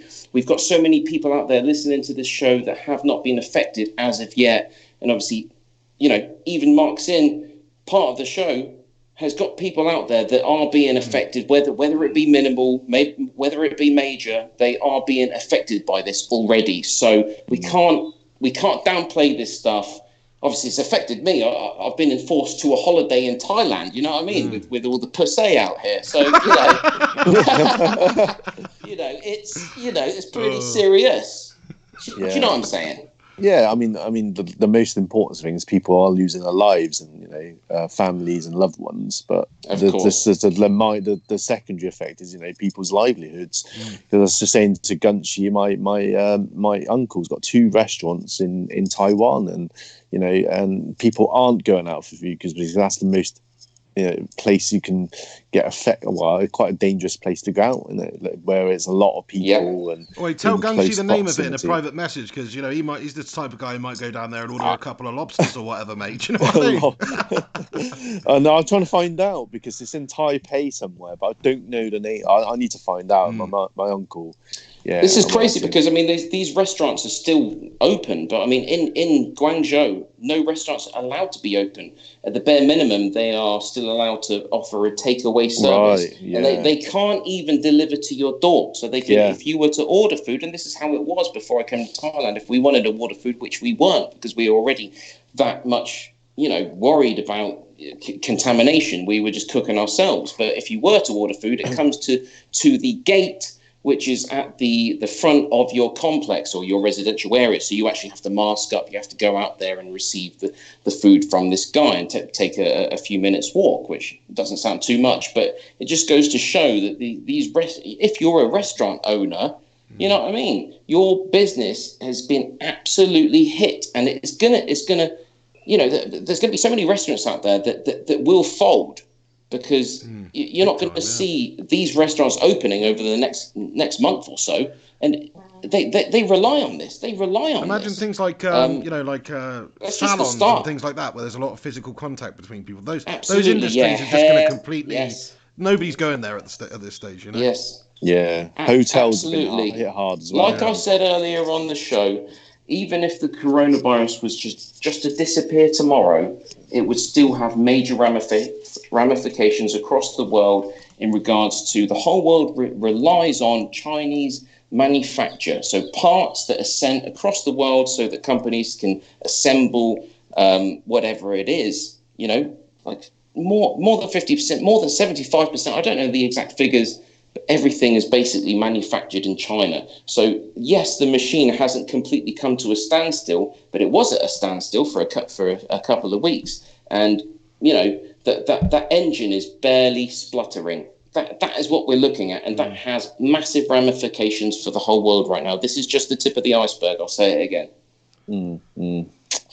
Fair play, Max. And it is very sad as well. And like anything I was saying earlier on in the show, anybody who is affected by this, the way I feel is generally every single soul that has lost their life because of this. It's very, very sad, and we should try and do the best to stop more souls being, lost to this virus, which, it can be contained. I'm sure of that. If everybody got serious about it, which you're talking about the matter between life and death. If you don't go out, that's the thing you're bringing up though, Mark. Like some people don't even have that luxury of being able to hold up. They're scratching around for a living. So it is a very sad time. Yeah. But in the we're quite resilient, the human race, anyway. So I think it's something that everyone's gonna. It's gonna eventually be a blip in the history books. I suppose. You're right, Mark. We're going to survive this, but I stand by the fact that I genuinely think this could very easily be the biggest thing in our generation in terms of what affects us as a human race. I think within the last couple of 100 years history, I think certainly the biggest thing that's going to affect us since the Second World War. There's actually evidence right now that people have recovered, have been released from hospital, and then showed symptoms once again. Which is just another arm that tells me that this is not natural. This is messed up. You don't recover from something, get discharged from hospital, and then become symptomatic again. So it's scary. It's fucking scary, and we all need to be vigilant. I'm not trying to scaremonger. I'm not trying to be one of those sensationalists telling everybody it's the end of the world, but just because I want more views on the Pig and the Hen show. It's not about that. This is what I genuinely believe or look at, and I'm just looking for discussion. I'm looking for other people to tell me that I'm being ridiculous, but I know what I've been looking at and reading and studying. That's all I'm saying. Agreed. Top man. Sorry to be a killjoy, lads and lasses, but we are going to have to wrap it up. We're just coming up to 5 o'clock, so I've got to get on and do a couple of things. Obviously, with the games later. Real Madrid versus Man City. I will be doing a watch along for that, so please do stop by later on, lads and lasses who are available, who want to tune in and hopefully watch City get smashed up by Madrid. Cool. All right. Top man, Mark, thank you for your quiz, mate. Great quiz. I think the people in the live chat absolutely enjoyed that one, so thank you very much for getting it in, mate. No worries, thank guys. you so much, Mark. I hope you don't mind. Pig's actually sent me an image of you. I don't know if anyone else has seen that in terms of the Bacon and Egg Brigade, but you look like a great lad, mate. So well done to you. Yeah, you know, it is. We're both Asian. That's it, man. Yeah, and I speak a bit of Mandarin, but I won't try and embarrass myself too much. No, well, we'll save it for a private discussion. Do you know what I mean? You're one of the team now, Mark. So keep coming back. Everybody loves you. Nice one, top man, Mark. Have a great week, mate. We'll catch up with you next time. And everybody follow Mark Sin on Twitter, as I say, at Cineman the. Yeah. Just a quickie, Pig. I had a photo quiz, and Matt Rush can only name 2 of the United players I posted on there. Seriously? 2 of it. Yeah. They're obscure, to be fair. Oh, okay. Well, the Cineman quiz. Have a look. Okay, nice one. Yeah, check it out, everybody. See if you can do better. But anyway, thank you, Mark. Have a great day, mate. We'll catch up with you soon. Yeah, I'll see you later. Not long, mate. Top man. Henry. See you later. Cheers, Mark. Bye-bye. See you later. Bye-bye. There he is, and there he was. It's the Cineman, Mark Sin. Thank you very much for the quiz, Mark Sin. Great work. Everybody shout out Mark Sin in the live chat. Thank you very much for giving up your time and putting in the effort to help this show, to enrich this show, and to bring about a lot of entertainment on the Pig and the Hen Show. So shout out to Mark Sin. Awesome. Henry don't want to thank him. No, I already did, mate, whilst he was there. Sorry, mate. You know what I mean? Sorry, I was trying. What do you want me to do? I wasn't paying attention. I might as well get my dick out and start wanking myself off. Is that what you want me to do? Jesus Christ. I had forgotten what you said, mate, to be fair, because that generally happens a lot of the time throughout the video. I don't have the best memory. Sometimes you actually said something to me earlier 3 times, and then on the 4th time you said it, I had to pretend that on the 4th time that I understood it, because it just got silly. But in all honesty, the 4th time you said it, still didn't hear what you said. I know, what a dickhead. It's one of those awkward social situations, when somebody says something to you, maybe they've got an accent, and they say something you don't understand, and you're sort of like, what? And then they say it again, but you still don't understand. You sort of sometimes just go, you trying to say I've got an accent? You sort of try and make out that you actually understood it, but you still didn't. You just don't want to ask them again. Awesome. Right, let's leave it there, lads and lasses. Thank you so much for tuning into the Pig and the Hen Show this week. Great to catch up with Henry Hotspur over in Thailand there now at the moment. We'll hopefully have a show. I was actually able to get a haircut out here in Thailand, because obviously I wasn't doing that in China. Because of risk of infection. I mean, what about you? What excuse have you got, Pig? Let's have a look under that. No, I ain't getting the hat up, mate. I'll save that for. I think it's only fair to ask. I ain't getting the hat up. I mean, there is a video. There is a video on my YouTube channel of a couple of weeks ago. Me doing a video with my missus actually, where I've got my full-on hair down. If anybody wants to see that, that's it. But I'm not getting it out now, mate, because it's just tied up and messy and shit. What's wrong with it now? Just don't want to get it out, mate. What have you got to hide? All right, what have you got to hide? Get your knob out then. It's a bit of a personal question, That's a bit different. No, but anyone should be able to walk around without a bloody hat on. Well, you know what I mean? It's my choice to wear a hat. With my knob that's out, racist, Henry. That's racist. You're not really paying attention to the Muslim community here, are you, Hen? You think everybody should have to take You're not religious. You're not wearing the hat for a religious reason. You think everybody should take You're not wearing the hat. You're not wearing the hat for a religious reason, are you? How do you know, Henry? How do you know? How dare you? How dare you religiously profile me, Henry? How dare you assume my religious beliefs? Well, if it is a religious thing, wait a sec. If it is a religious thing, I respect that. All you need to do is say. So is that the reason then? It's up to me to decide. Do you know what I mean? I don't have to tell anybody my personal inner beliefs.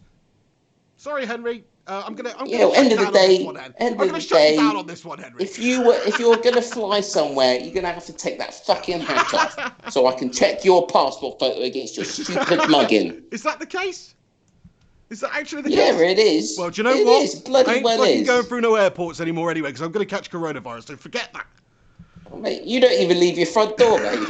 Why would I leave? Why would I leave my front door? Like, who hangs out at their front door all day long? Do you mean my house, or you think I'm just attached to my front door all day, mate? I mean, come on. And if anybody's not leaving their front door, I think it's the coronavirus kid over there, mate. Eh? Oh dear. Anyway, look, we need to end this show, mate. We need to end this show. Thank you for joining me, Henry Hotspur. You're a top man. We'll see you next week on the Pig and the Hen Show. Tune in. Do us a favour before you go. Please do smash a little like on this video. And also give it a subscribe if you're new to the channel. Please give it a share if you can. Like I say, I'll be around later on for the watch along for Real Madrid v Man City. So please do tune in for that if you're able to. And once again, thanks for Henry for joining me this week. It's been a great show. Thanks to Mark Sid again also. And thank you to all of you for tuning in the live chat and making this show great. Rud, Razerk, Devil of a Red, Illy United, Richard James, JP, Gungers, Stjerna Kilda, Sam Ingram, Griffo, Chaz, Farn141, and anybody else who I haven't mentioned at the end there. Thanks for stopping by and tuning in. It's bloody awesome that you do. Absolutely. I mean, I hate to bring up the virus one last time, but I'm trying to end the video, mate. I've got to get on. 6 minutes ago, I needed to go. Listen, I'm going to have to, because we could potentially be looking at, in a month's time, the Premier League being no more. As far as I know, Serie A has already had games cancelled because of the outbreak in Italy. How long is it going to be before the Premier League season's over? Maybe the coronavirus is going to stop Liverpool lifting that title. Imagine that. Could possibly happen. And don't smile about it, okay? Do you know what I mean? If that happened, I know you want to smile. If that happened, at the idea I would of Liverpool smile. I'm not sorry. winning the title, but there is a possibility there that all sporting events could be shut down because of the outbreak that we're looking at. I want to leave you guys on that thought. I was the first to say it. Maybe you've heard it elsewhere. I was the second to say it then, or the third. I don't care, but I've said it. Nice one. All right then, lads and lasses, you have a great week. Catch you soon. Thank you for tuning in. Like, subscribe, comment. We'll see you very, very soon. And here is the cheeky outro. Stay classy.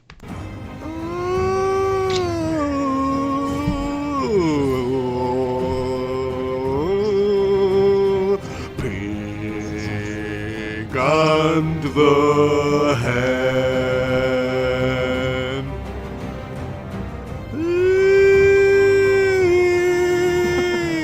Pig and the Pig and the Hen. Pig and the Hen Show. Pig and the Hen Show. Pig and the Hen Show. Pig and the Hen Show. Pig and the Hen Show. Boom, Chanker. And there we have it. There's the end of the Pig and the Head Show. Thank you to everybody that's tuned in. Massive shout out to you all at the end here who are still here for the end of the show. Bunch of legends. This is just the outro to say thank you to all the patrons who do support the channel on Patreon. This is a list of the legendary names of the people that do. Shout out as well to the Music Fiend, Gary Wells. Who else have I not shouted out in the live chat? But shout out to you all anyway, and shout out to these Patreon legends who do help support the channel by supporting us on Patreon. So thank you to you guys. Link in the description if you guys want to do that. Massive shout out to Gungers and both the Alexes for getting in here earlier, and everybody else that's tuned in. You have yourselves a bloody great day. It's been a lot of fun on today's Pig of the Head Show. Next week, I'm sure it'll be more of the same. So tune in, follow the podcast on your SoundCloud app or your podcast app, iTunes, whatever, search Pig in the Hen Show, and we'll see you very, very soon. Stay classy. Catch you for the watch along later. Come on, United.